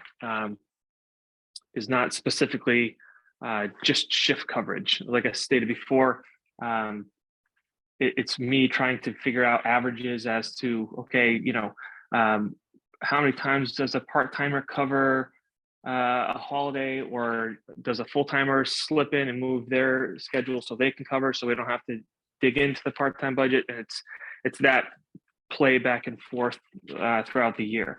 If I was to budget out, if you're still following me here, if I was to budget out my vacation time and all the other full-time officers' vacation time, their sick time, their holidays, their personal days, all the training, if I said all those numbers, we're going to need part-timers to cover every single one of those hours, the reserve officer budget alone would be about $208,000. So there's a lot of ebb and flow with the full-time officers in regards to, okay, well, you're going to be, you got approved for vacation this week. Okay, let's try to rearrange our schedules to make sure that we can still get the adequate coverage and not have to either have open shifts or fill it with reserve officers. Great. And Greg, what is the line number 8 that says office in charge differential? What does that mean? That I think that was in there from years prior. That doesn't really make a difference. It could be deleted. Okay. I think that should say officer in charge differential. Kind of goes hand in hand with, if I was to have to take a month off for some reason, and one of the sergeants was deemed the officer in charge, then that would typically come with some sort of differential in pay, but that's not the case, and you don't budget for it. So I see. Thanks. No, I was just trying to clarify. Yep. Rick, questions or thoughts? How close was 2023 actual to the request? In what? In the reserve officer or all? The whole column. To me, there's a missing column of what actually, you got 2022, you got request and expend. 2023, you got request but no expend. So right. You're pretty close, Steve? I mean, was it? No, it wasn't that close, and it's kind of, we're running into the same thing this year. And I apologize, I don't have those numbers readily available, but I do have those numbers, and I can understand the benefit behind having them. But I budget the reserve officers for the best case scenario, but right now I think we've expended about 20,000 of that 65,000. Yeah, I was talking about the whole chart though. Oh, the whole chart. Yeah, I don't, that's something that I would have to reach out to Angel to see and get, that number of where we're at. Obviously salaries land where they should, but the overtime and the reserve officers is going to differ, and I have those numbers, and I can definitely share those with you at a later date. But like I stated, so and again, with this year, the towns are going to get I'm going to be giving money back. Because I have to budget out for like the best case scenario. We're dealing with short staff. We have a handful of part-time officers, and I can't have full-time officers working 95 hours every paycheck. So, you know, there might be, you know, open shifts here and there, or one officer covering the two towns. You know, discussion as to whether or not we look into minimizing the reserve officer budget and putting on another full-time officer to get a solid number of officers that could then provide a 4 and 2 swing shift and have the adequate coverage. Those are all things that are kind of I've been gnawing on, but like I stated before, right now, the reserve officer budget, I budget for basically covering personal days and their mandatory training, and then the 260 shifts a year. I don't budget to have part-time officers covering holidays, sick time, vacation. But I basically push full-timers around during the week to keep it within their 40 hours to make sure that those hours are covered. Well, Greg, I was just gonna add, when you do update that other budget, if you could add the 2023 actuals, that would be helpful. Just, you know, again, more just to go in the direction that you're going of, you know, walking us through your thought process about, you know, full-time versus part-time, and how you're juggling those things around and what proposals you have. That seems to be the relevant conversation, because you're right. Otherwise, the salary numbers tend to just get spent out. But I notice in 2022, you had both a full-time patrol and a reserve officer lines were underspent. And what was the reason there? That would have been, I believe, a new hire, perhaps. I see. So just a delay in starting them off. Yeah. And Yep. what about the reserve officers? From 2022 requested to expended. Yeah. The same situation. It's an ongoing issue, and it's only going to get worse. I can't. The problem with part-time officers, with the reserve officers, I can't mandate them to come in. What we do is, you know, one of our sergeants, when they're building out the schedule for the month, ask for availability from the handful of part-time officers that we have. Those part-time officers, whom obviously have full-time jobs elsewhere, say, oh, I can work this, or I can work this, and we ask them to work a minimum of 2 shifts a month. That's our detail policy. So if an officer wants to work off-duty private paid detail, they have to work at least 2 shifts a month. But aside from that, I can't force a part-timer in. I can't force a part-timer to stay.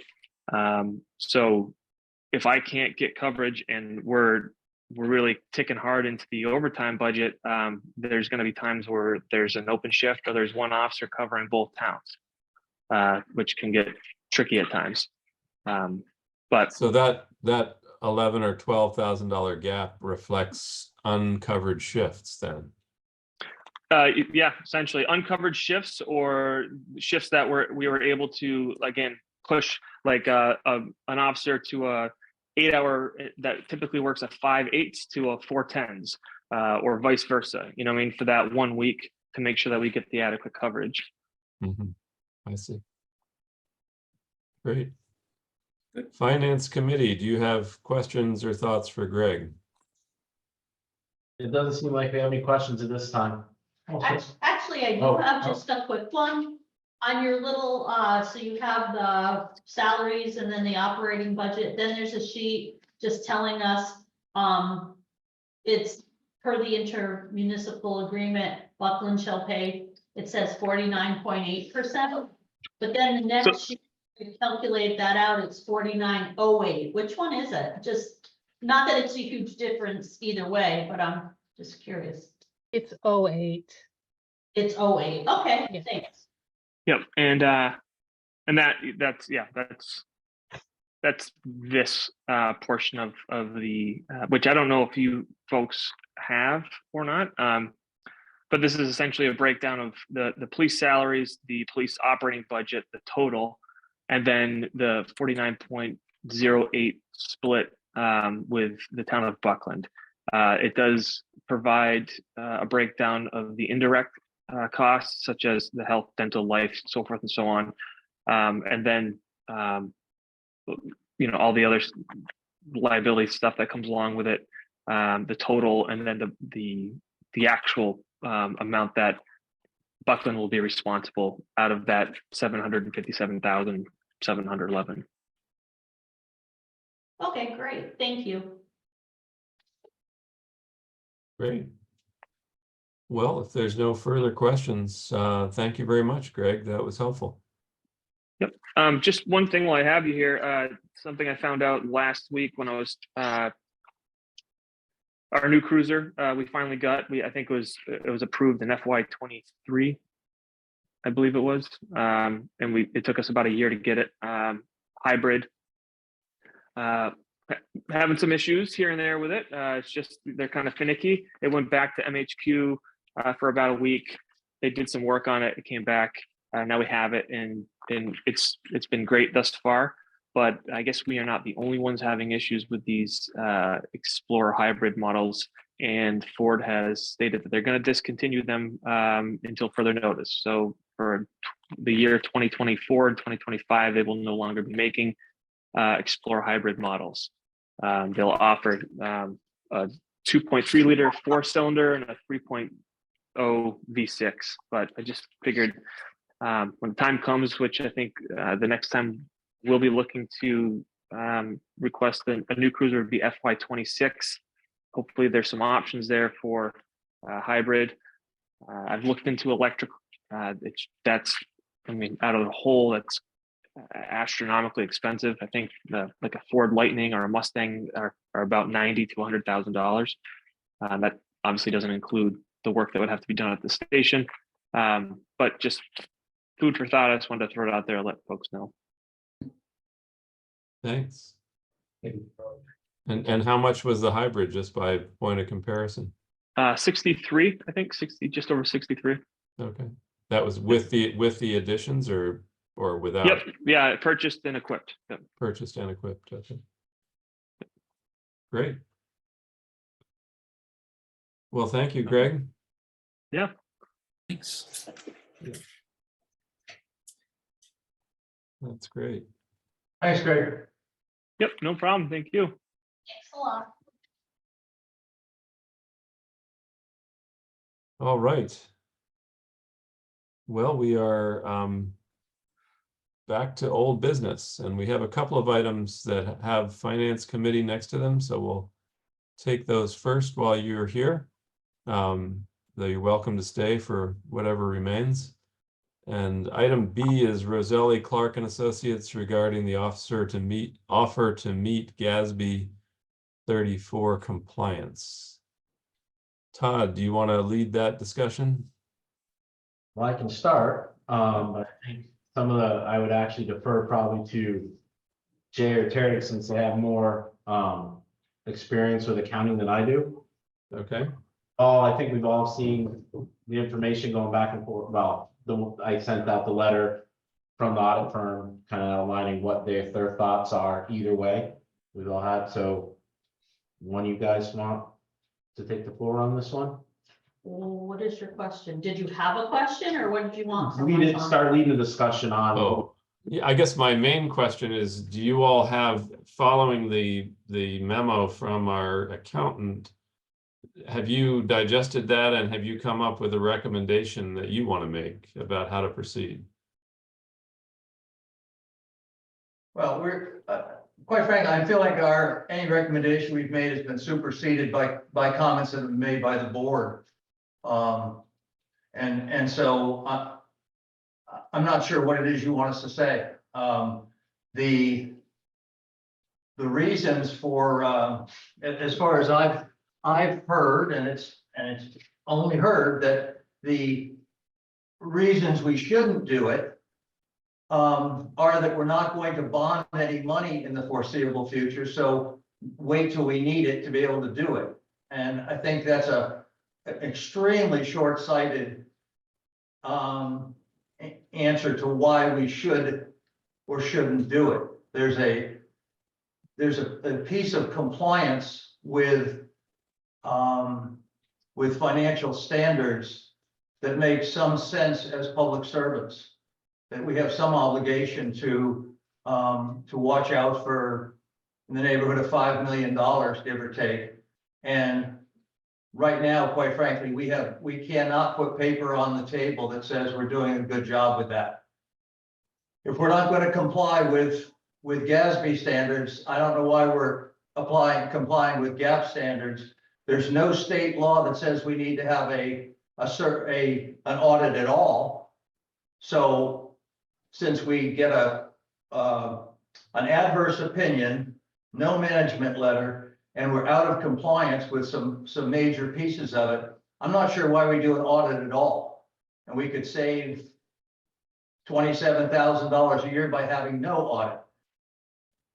Jay, Because last year was the only year the town didn't receive a management letter. And it was because they only had recommendations for us. Leading up to that, we've received a management letter every year.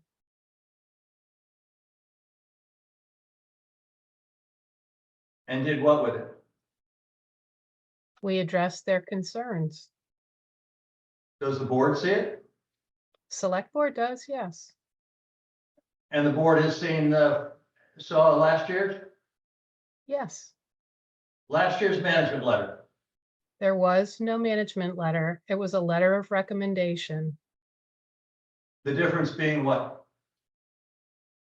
They didn't feel that the concerns were well worth enough to put in a formal management letter. I believe I gave you a copy of that letter and it said the very thing. No, you told me it was not public information. Jay, I forwarded a copy of the letter that was submitted by the auditing firm. A true management letter is not public information, but because the Finance Committee and the Board of Selectmen are public officials, it is public to them.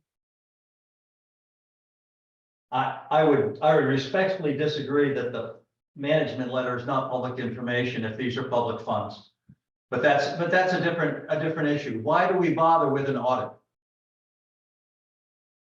Particularly an incomplete adverse opinion audit that doesn't have information in it that management should need to be able to properly manage the town. If we're not using it for management purposes, then we don't need one. Greg, my understanding, It'd be my recommendation that we don't bother and save the town almost $30,000 a year. well, Greg, my understanding is that we do need an audit, and we use our audit actively to do things like apply for grants which require audited financial statements. So there's a direct benefit to the town to having an audit for that reason alone. I'm sure Terry might be able to enlighten me and you by naming other reasons we might want to have an audit. I'm not sure that an audit with an adverse opinion, an incomplete audit with an adverse opinion that doesn't follow GAAP or GASB has much impact on grants. Well, I can tell you that if we did not have audited financial statements, we wouldn't get funded. But our statements are wrong. I don't think our statements are wrong. Our statements are incomplete. That's why we get the adverse opinion. Wrong. Because we haven't spent the $10,000 to do an assessment of all of our property. As I said to preface this, you've already decided what you want to do. So to come to us and ask us to rubber stamp it isn't going to happen from me. I have not made a decision myself, Jay. I'm coming to you with a mind open to your thoughts. In my mind, there are three different things we could do here. We could continue on the course we've been on, which is to not perform these things and get adverse rulings until we need to borrow money. We've been doing that for many years, so there's actually a pretty good argument for if it ain't broke, don't fix it. The second path, which the accountant referenced is the town of Bernardston's approach, which is to do the relatively low cost 4 items and leave the $10,000 fifth item until we actually need to borrow money. That's sort of the middle road. And then the third path would be to do all of them. So there are 3 different options there that we have available to us.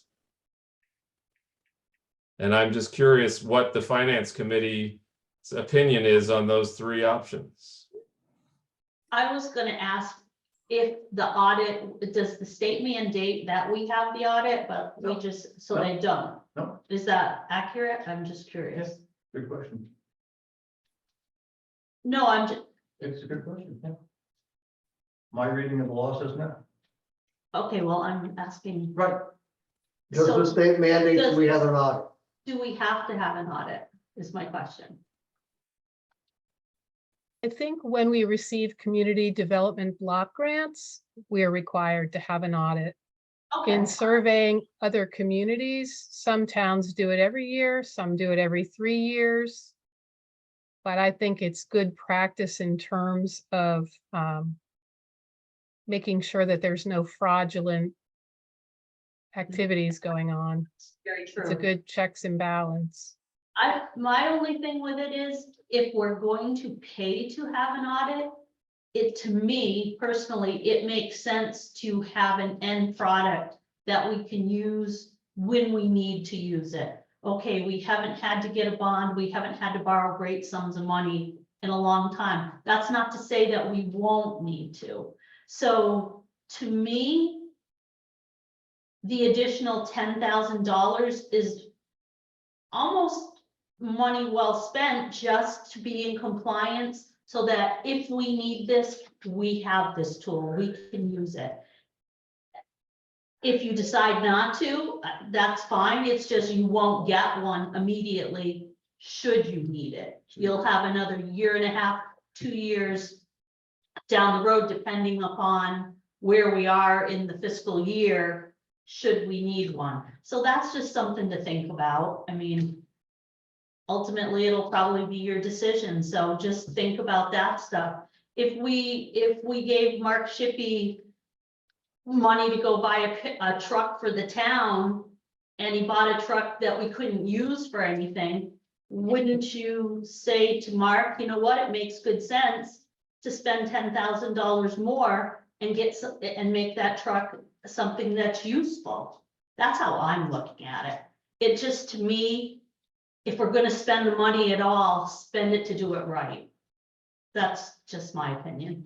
I'm not speaking for anybody else but myself here, but. Rick was.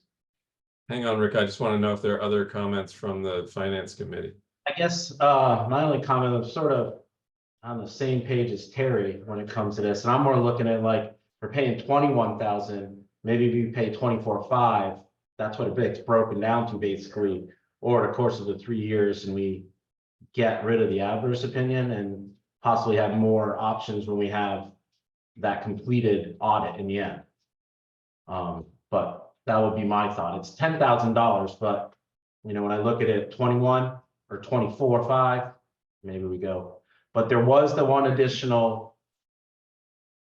There was one piece in there where we would have to hire someone else to do what was the. Oh, it was The with the pensions, we are gonna need an actuarial. So there is a piece in there that I don't have a number. And I can't remember, did it give us a number on how much No, that would no, go? It didn't, no. okay. No. We hire that done every year. Oh, okay, Oh, so that we wouldn't have to worry about that No. piece. okay. So that would be my thought. Great. Rick, your thoughts? I thought it's more of a question, but I'll preface it with a comment. When this came to us and we changed our vendor, and Todd reached out, got this very impressive detailed response on this subject matter. The obvious thing for me to do, in my opinion, for the board to do, was ask you folks, what do you recommend? And you're sitting there, well, you've already decided, we don't want to talk. And that's silliness. We asked you for an opinion. what is the consensus? Have you debated it, taken a vote, and say, our recommendation to the select board is yes or no to do it? That's what we're asking for, is what is the finance committee's opinion?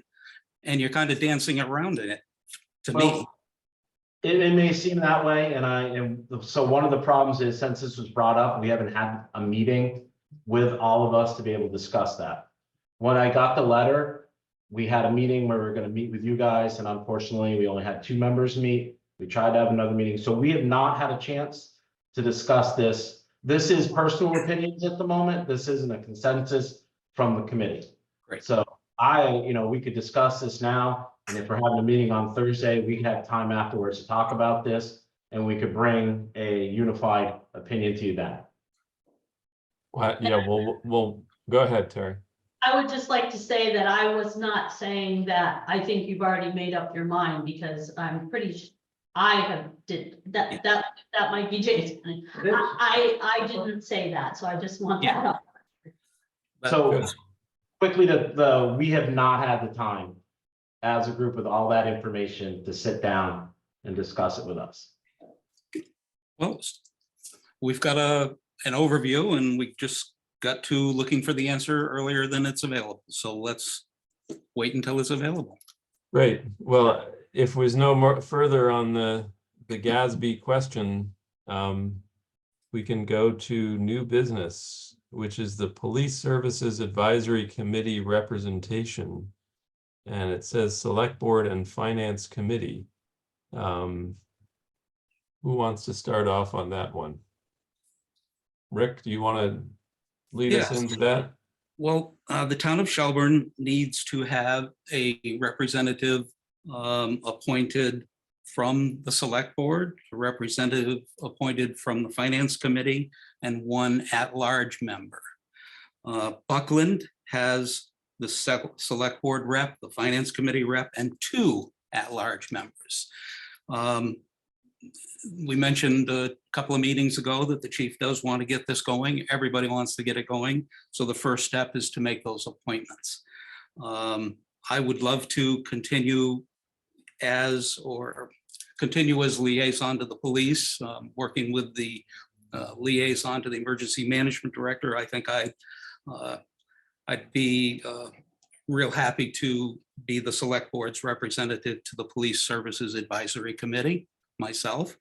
And then once we figure out, well, it doesn't have to be in any specific order, but the reason it says Finance Committee is to find out if they have taken a vote to name a person, and if not, get that on their agenda to name their representative. That's my take on it.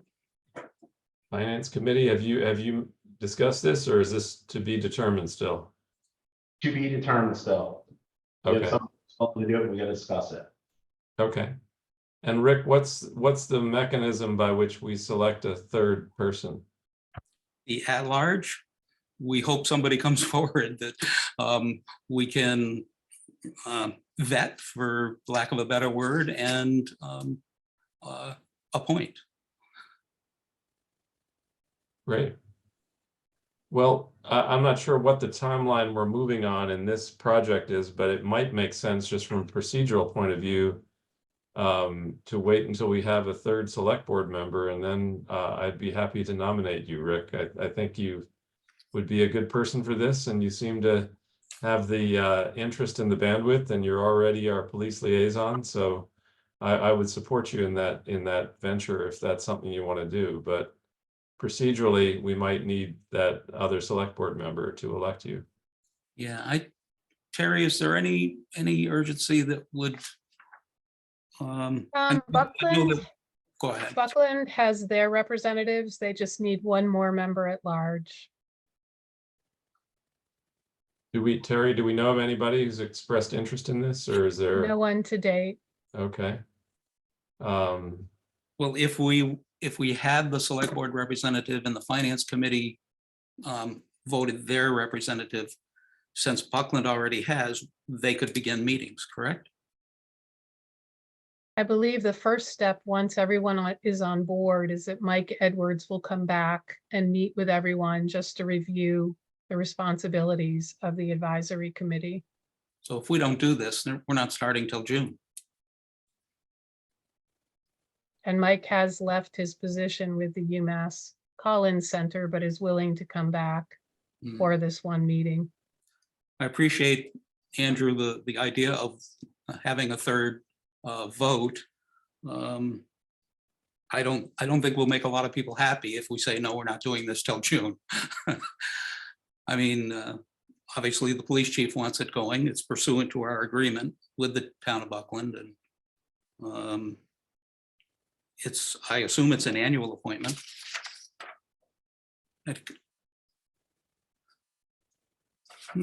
I don't know. I would be in favor of moving on it post haste as opposed to waiting till June. Well, let's bring it back to our next meeting and hope that the finance committee will have a member of their own body to recommend, and we can talk about it then. Perfect. And if we can get the word out to the public that there's a seat available for the joint task force here, that would be a good thing. I agree. I don't know if that's something you want to write up for the two-town news, Rick. That'd be one way to get the word out. Already been submitted. Oh, it has. Oh, good. Yes. All right, we're on it. We're firing on all cylinders here. There you go. Okay, good. Well, we've got that done. And I don't see any other items that require the finance committee, so you're welcome to stay as long as you wish, but I think those are the only items with your name on it that I see. Okay, thank you. Thank you. Have a good night. I do. Thank you, guys. All righty. Let's see, we've done annual town meeting. I think we're on to Julia Godfrey regarding the community orchard at BSE.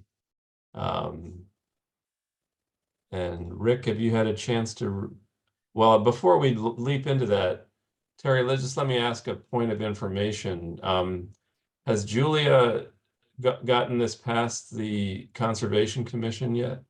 She submitted it to the conservation at the same time she submitted it to the select board, but I don't think they've met yet. I was at their last meeting and they did not discuss it. Okay, because I had asked her to get their approval before we take it up. And, you know, I'm happy to, Rick, if you want to talk about it now, we can, it's on the agenda, but that was my request to Julia. Yeah, that was my first viewing of it, obviously, when we got the packets last Wednesday. So I haven't heard any of the backstory other than what came in the packet. But I agree, why don't we just table it until we receive the Conservation Commission? Okay. I guess one comment I had was that I thought it was going to go on the other side of the school grounds. I had the exact same thought, Terry, and I was a I little was really surprised. surprised. I had no idea that it was going in the front end of the property.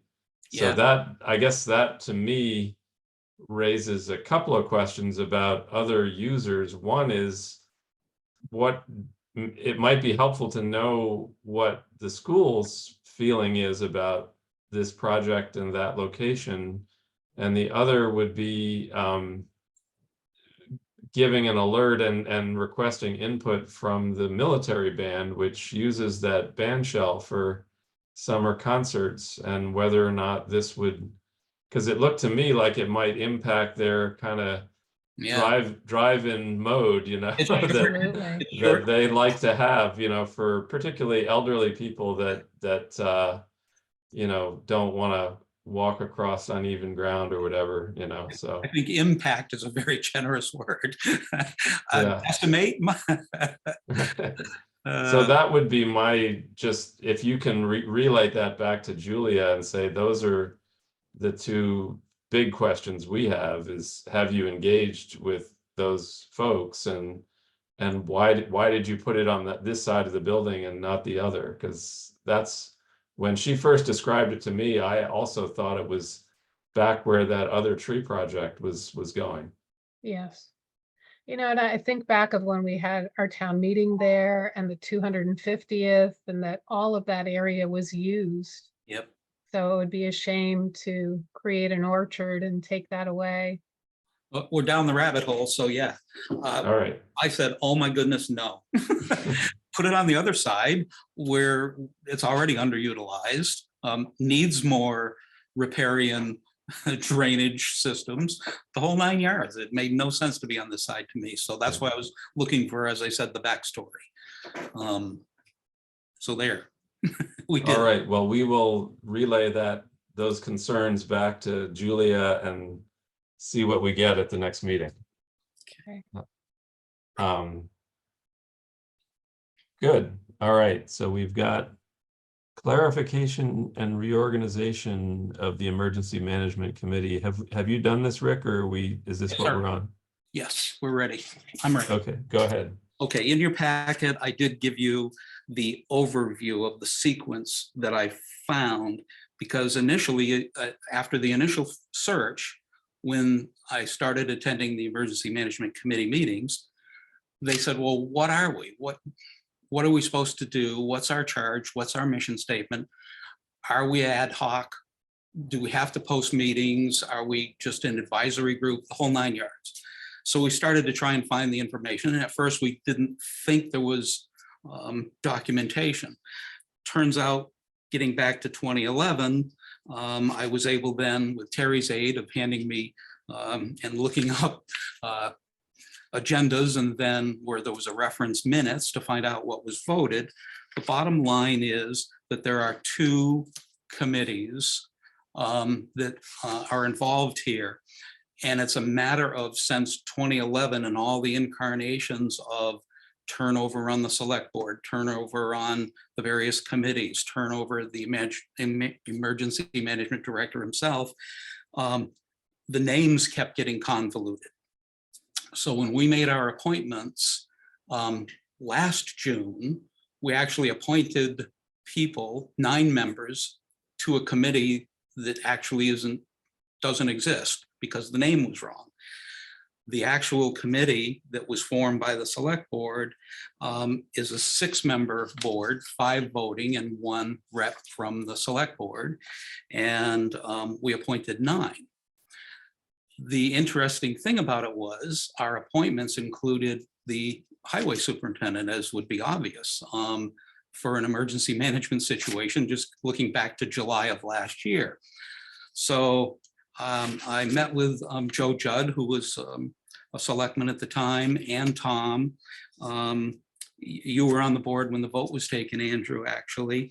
And the consensus was in 100% agreement that 5 wasn't the right number, that it should have a highway department's representation.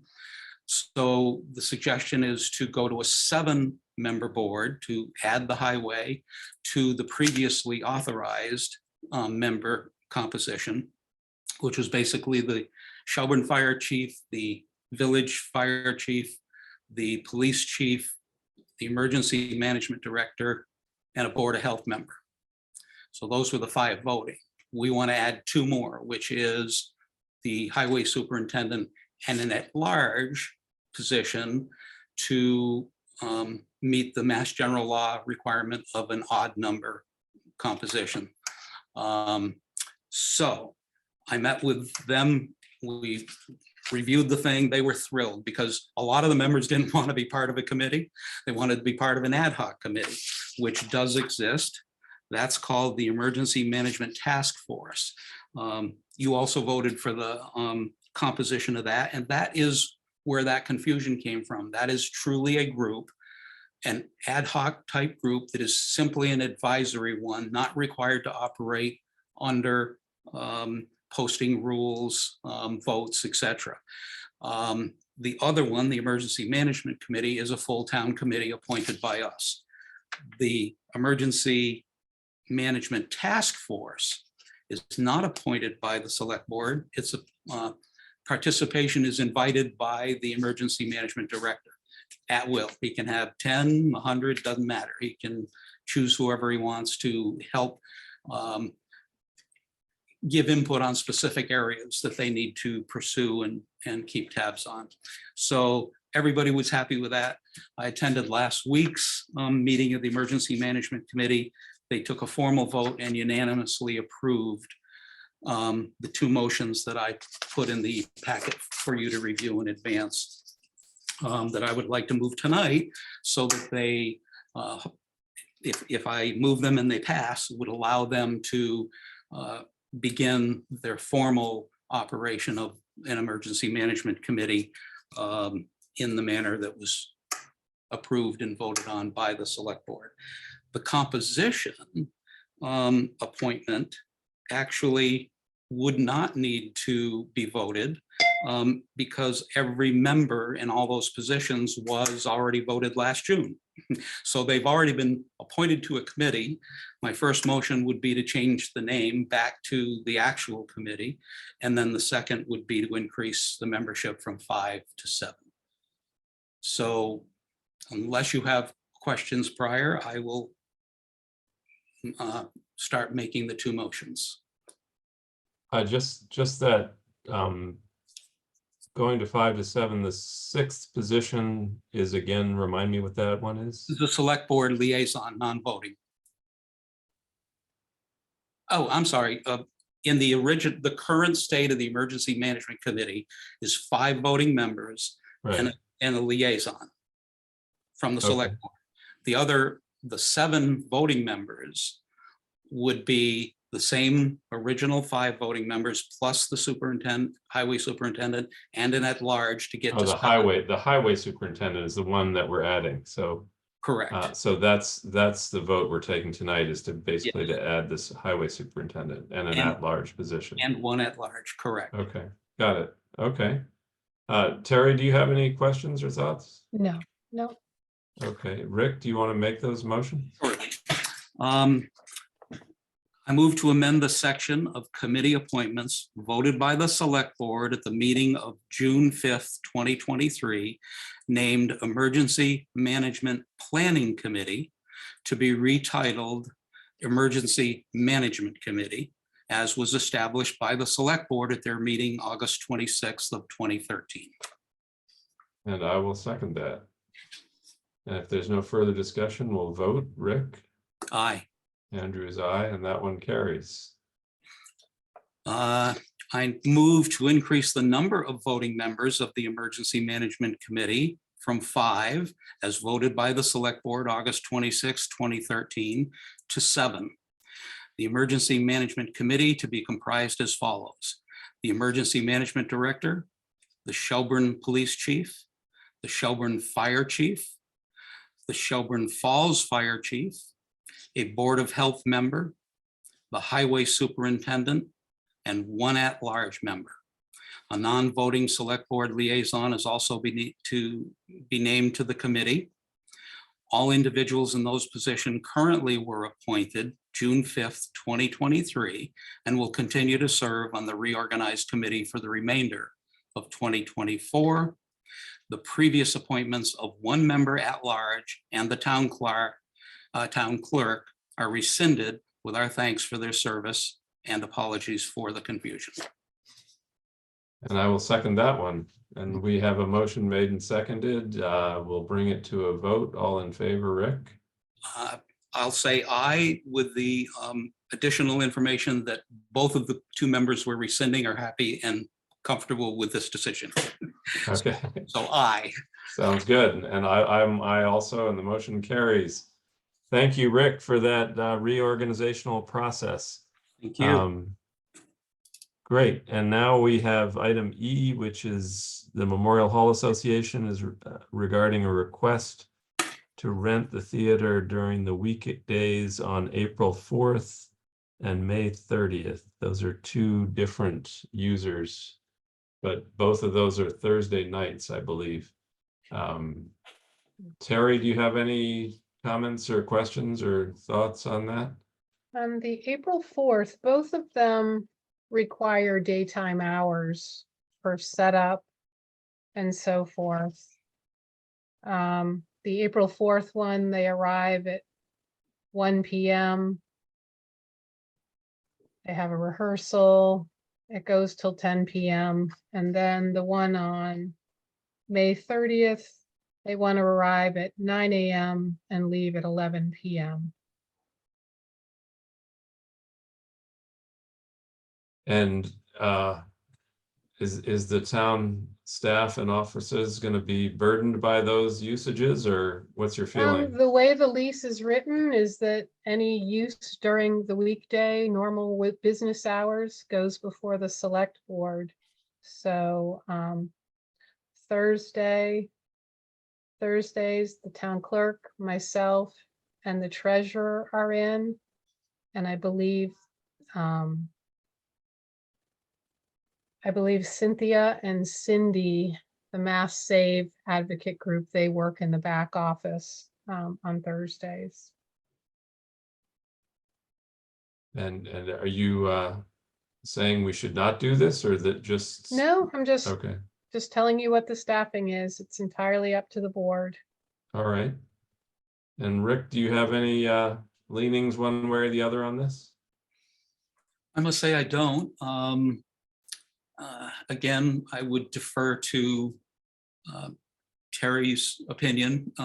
She's the one in there working along with the other people that she mentioned. Unless Terry has an objection and a problem with disrupting the normal services of the town on that day, I don't have a problem with it.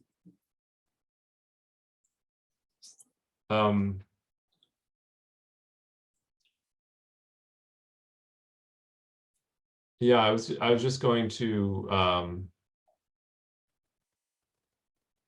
float a thought balloon, which is that in deference to the town employees and your priority use of the offices, during the weekdays, would it make sense to maybe approve the April 4th, since that's coming up soon, and just ensure that things go, satisfactorily to you, so that if there was a real negative impact to you, we might reconsider on the May 30th. That's my only thought on it. It's a totally different group though, right? Understood. Yeah, no, they're doing different things in the building. I think one of them is a bread and puppet performance, and what is the other one again? The other one's a Charlemont Academy spring concert. So they'll be having a rehearsal leading up to their concert. The Bread and Puppet Theater are going to be bringing in 15-foot tall puppets. Yeah.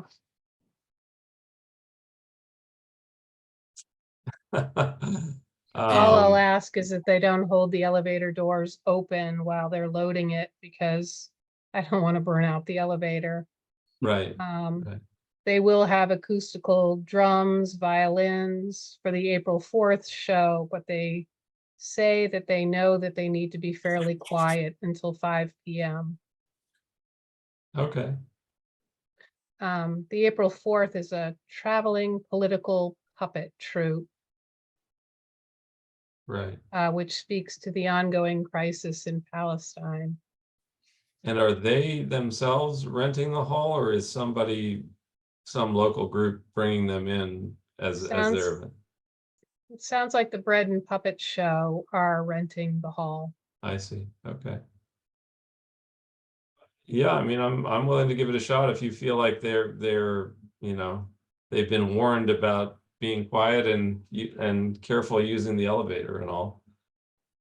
I don't see a big downside, but again, I think I would be, guided by the experience of the town employees and your ability to do your job. So, but I will entertain a motion to grant the request or requests. Rick,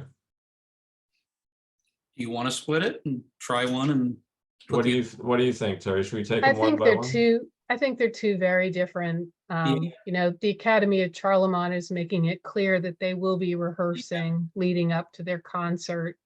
So it's just a matter of, if if it gets too noisy and people want to work from home or however we need to do it, Okay, it is what it is. Yeah, I don't think we need to split it, given that the one that would give you the most concern is the first one anyway, okay. as to disruption. Uh-huh. So I will move that we approve both of these requests. All right, I will second. And if there's no further discussion, we'll vote. Rick? Aye. Andrew is aye, and the motion carries. And our next meeting is April 8th. And we do have time at present for public comment if there is any, but I do not see any members of the public. So I will entertain a motion to adjourn. I have one item Oh. under other business, Andrew. I'm sorry, I forgot about came- that. That's okay. It came in late from the fire chief about a training exercise on Oh, I did Saturday, see April that. 6th, Yeah, yeah, where they're looking to close the road yeah. close a portion of Patton Road between 83 Patton Road to the intersection of Reynolds Road and detour traffic from Little Mohawk Road to Reynolds Road from 9 a.m. to 3 p.m. They're planning on notifying abutters, and they have a rain date set up. But this is to burn the former James and Margaret Dean homestead. Like the whole house down there gonna burn? Yeah, Yep. it's not savable at this point. Wow. I've had Okay. concerns from neighboring abutters as to the possible toxicity of it all. So I've had Randy Crozier reach out to Chief Taylor and just talk to him about the precautions that need to be taken and the filing with DEP. And have they been through the building to check for hazardous materials and things like that? They will have to satisfy DEP's requirements before they can have this training exercise. Mhm. They did this before Stone's Throw across a year ago, maybe or so. So Yeah. they've been down the road of getting the Department of Environmental Protection satisfied with proceeding with that process. But we're being asked simply for allowing them to close the section of road. Is that correct, Terry? Yes. Yeah, I guess I would phrase the motion in the form of, pending satisfactory clearance by the DEP, that we would close the road and let them proceed on that project. Because I think that I mean, that would be the main concern that's been raised is meeting the hazard requirements. Yep. And and I'm sure it wouldn't proceed without that anyway, but I don't mind including that, and we'll say so moved. All right, and I will second that. And if there's no further discussion, we'll vote. Rick? Aye. Andrew is aye, and the motion carries.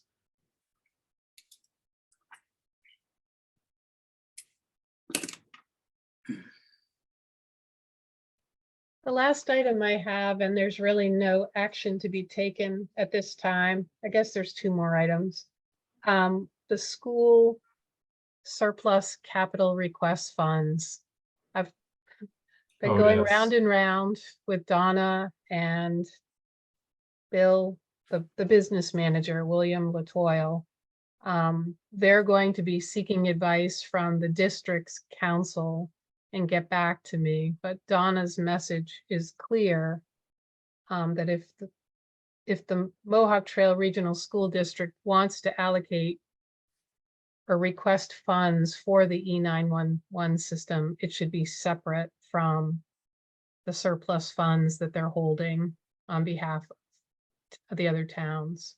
Which is what we voted at our last meeting to. Yes, Yeah, and so they're not happy with that decision. They're I contesting. think now they're going back to their council And they're supposed to be getting me wording within the next couple of days. But It didn't seem like it made a huge amount of difference which way you went on that. I no, mean, and our, quite our approach honestly, doesn't really slow them down all that much, does it? no. Not at Yeah. all. Yeah. Although I think they were hoping that if the select board could authorize the use of the funds outside of a town meeting, that it would be a much easier process than having to put it on everyone's annual town meeting warrant. But I don't think we can do that, can we? No, Donna said no. Right. So it's gonna hold them up a little bit, but it's the right way to do it. We'll have record Right. of the improvement. Yeah. All right. And then the last item, really quickly, I think Rick might have attended the planning board meeting, public Oh, here, hearing for their yeah. bylaws. And they're now asking that the role of the planning board be defined in the town bylaws, and that the new food cart bylaws also become part of the town bylaws. But it doesn't seem to make sense to me. It doesn't seem to fit in. We don't have any other licensing bylaws in our town bylaw, nor have we defined the role of any other elected board or appointed board in our bylaws. So wait, their original idea was to make it part of the zoning bylaw, right? Correct. Yes, and they've even created a use table and definitions, but now they're saying they feel it should be in our town bylaw, which is mostly about right to farm and Mhm. just a whole host of things, parking enforcement.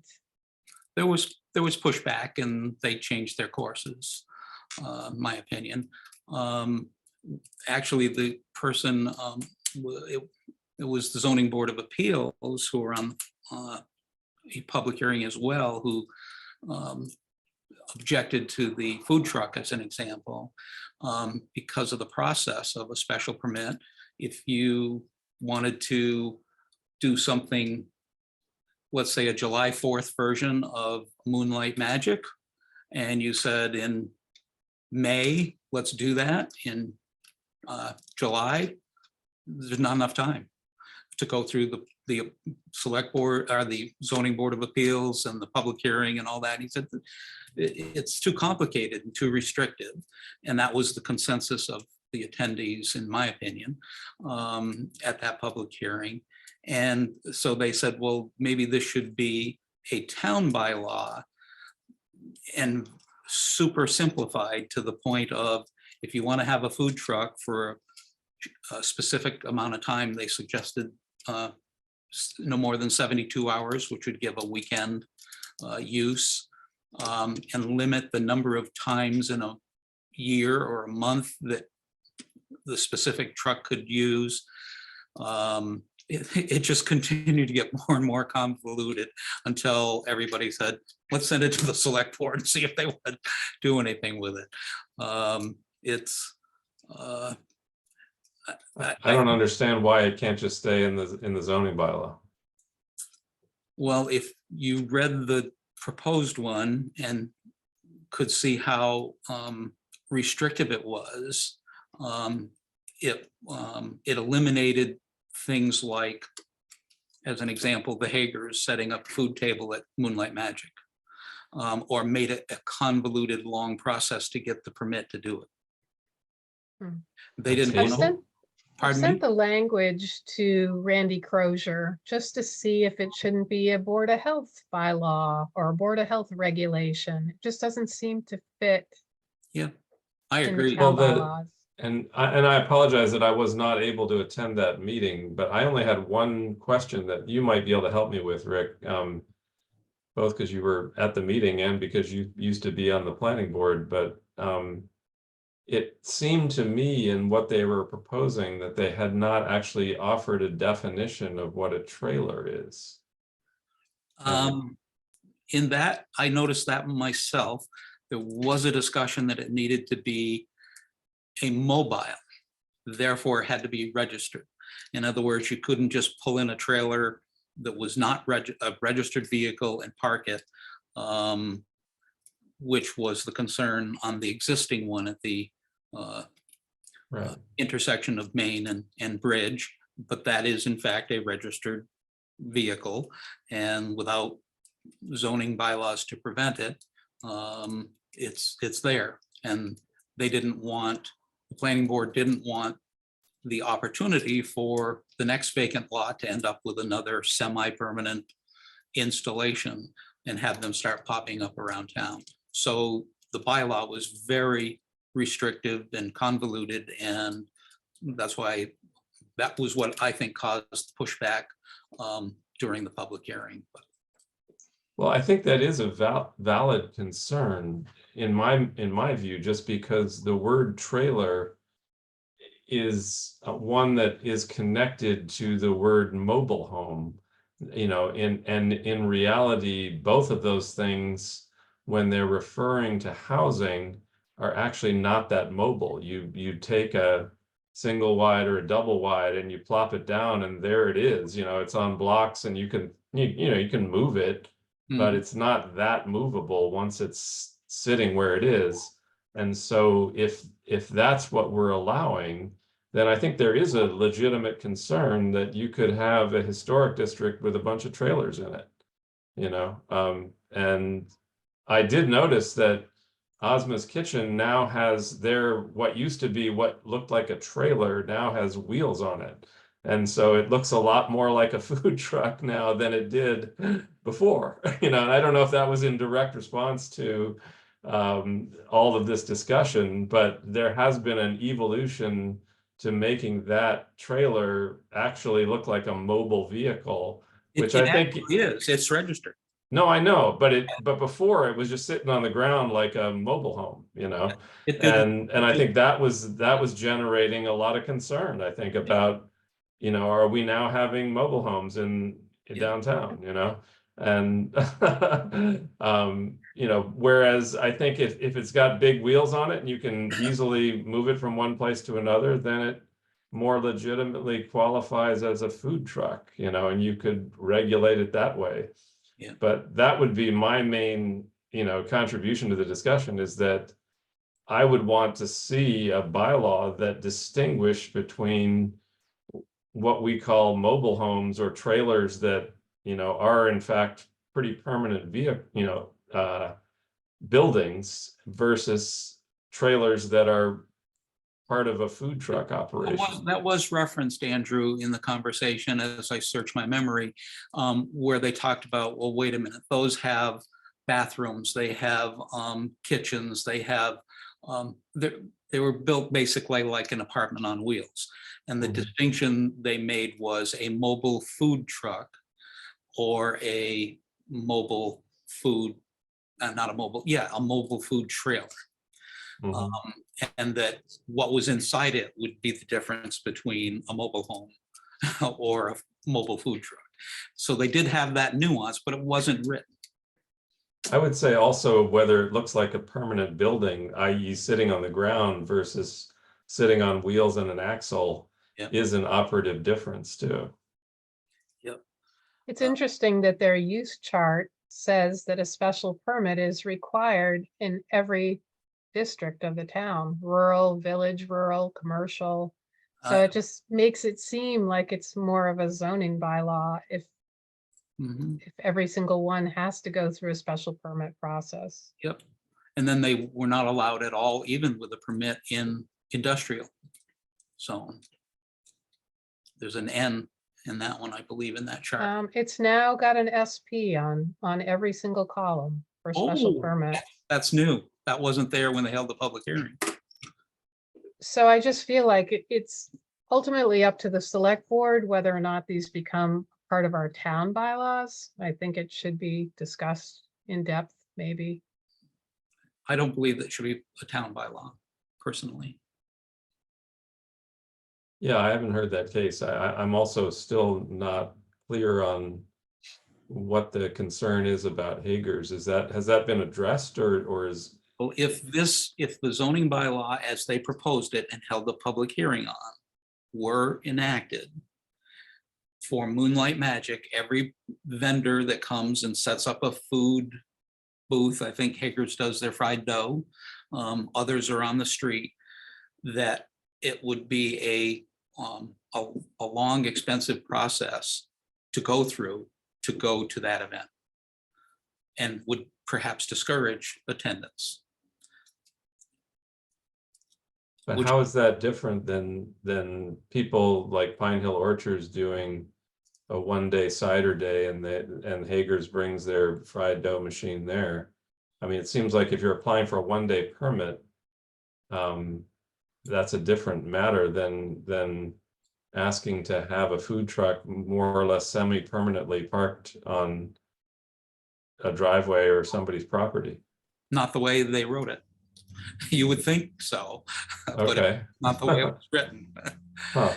It was written to discourage them completely, and that was like collateral damage when they said, oh, yeah. So And it they looks like if it's an event that's gonna require the trailer or mobile cart to be on site for 72 hours or less, they can go to the FERCog to get a temporary permit. But if it's gonna be longer than that, they have to go through the special permit process. If it's gonna be there for a year. And you're looking at one they've sent you? They sent this to me today. Oh, because that wasn't mentioned at all at the public hearing. So they've sent us something different. than I'll what send they- the revision out to each of you Okay. tomorrow morning. Okay. Okay. Well, I don't That's know if there's any further, is that then going on the warrant for the voters to consider, or what's the next step? Well, I guess I would have thought if it were going to be part of the general bylaw that they would have come to the select board and said, hey, what do you think about this? But I think it's up to the select board as to whether or not they feel it's a good fit for the general town bylaws. It just doesn't seem, they're not even suggesting placement within the bylaws because they're not sure where it should go. Yeah. There's just nothing like that in our town bylaws. And on the other one, Andrew, as you said, I spent literally 5 years, 20 years ago plus on the planning board, and then 8 months again prior to my select board position. The definition and the scope of planning board focus didn't need the additional information that they were proposing to actually define it in either their zoning bylaw or having us put it in a town bylaw. It just seemed unnecessary to me. So do you have a preference on where it would go, Rick? I don't think it needs to be anywhere. You don't think we should have any of this language at all? As far as defining the role of the planning board, No, in terms of how you, whether or not you have a permitting process for a food truck. oh, I was referencing the other bylaw that, or warrant article they sent us. They sent us two. Okay. I had gone on to the other one. I'm sorry. I Oh, should. what is the other one? Just The other one catch me up. was the to put in the zoning bylaw a definition of the scope and responsibilities of the planning board. That's changed, Rick. They want it part of the town bylaw. I understand. That's what they held the public hearing on. That's when they said, well, maybe this should be sent over to the selectmen for a town bylaw. But as Terry says, we don't define that for any other committee, probably even including the select board. So it just, I don't get it sometimes. I know we just did this chart you put together, Terry, about helping us better understand all of our committees. Is there a process of defining the scope of committees anywhere in these documents? Not in the documents. Most boards and committees follow Mass General Law, or if there happens to be like a planning board association that has a handbook on how to. It seems like it would be more appropriate as a mission statement on their webpage Mhm. than to formalize it in a bylaw. Yep. So that'd be just something they would vote in themselves and put on their page. Yes, And any other committee or board could do the same. yes. Most of them already do, actually. In fact, the Emergency Management Committee has actually at their meeting last week voted to approve their mission statement, which will go on their website. I don't know if Tom's put it on yet, but I mean, that's the way everyone else has done it. I don't know why we need a town bylaw for it. No, I don't either. I mean, I think it seems like a way to just make it cumbersome to change later on, but maybe they're concerned that the planning board members coming behind them might do things they don't want them to do or something. I don't know. Out of the luck of the draw, right? Right. Yeah, no, I kind of feel the same way. I think it sounds like we should just continue with the practice that we have that seems to be, again, not broken. So You said it earlier. I was just gonna say, but ain't fixed, don't broke. If it ain't broke, don't fix it.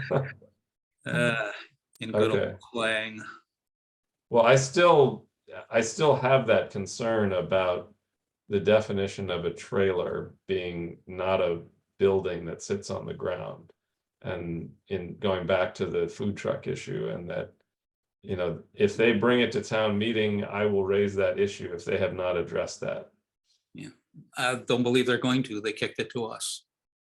Well, I don't know that we can change it, can we? I'm not interested in changing it in town bylaws. I'm not sure No. it's ready to be brought forth yet. I'd like to get the health agent's take on it. I wouldn't mind seeing what other towns have.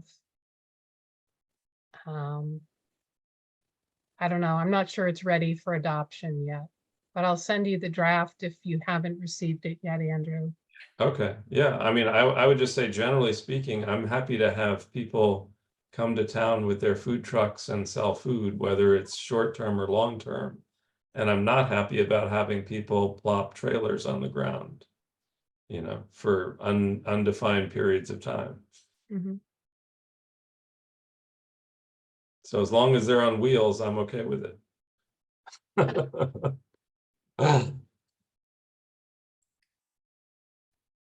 That's it. All right, I move we adjourn. and I will second, and we're on to April, all in favor. April 8th. Aye. All right, we're there. Thank you Phew, very much. We made it. Good night. All right, good Night. night.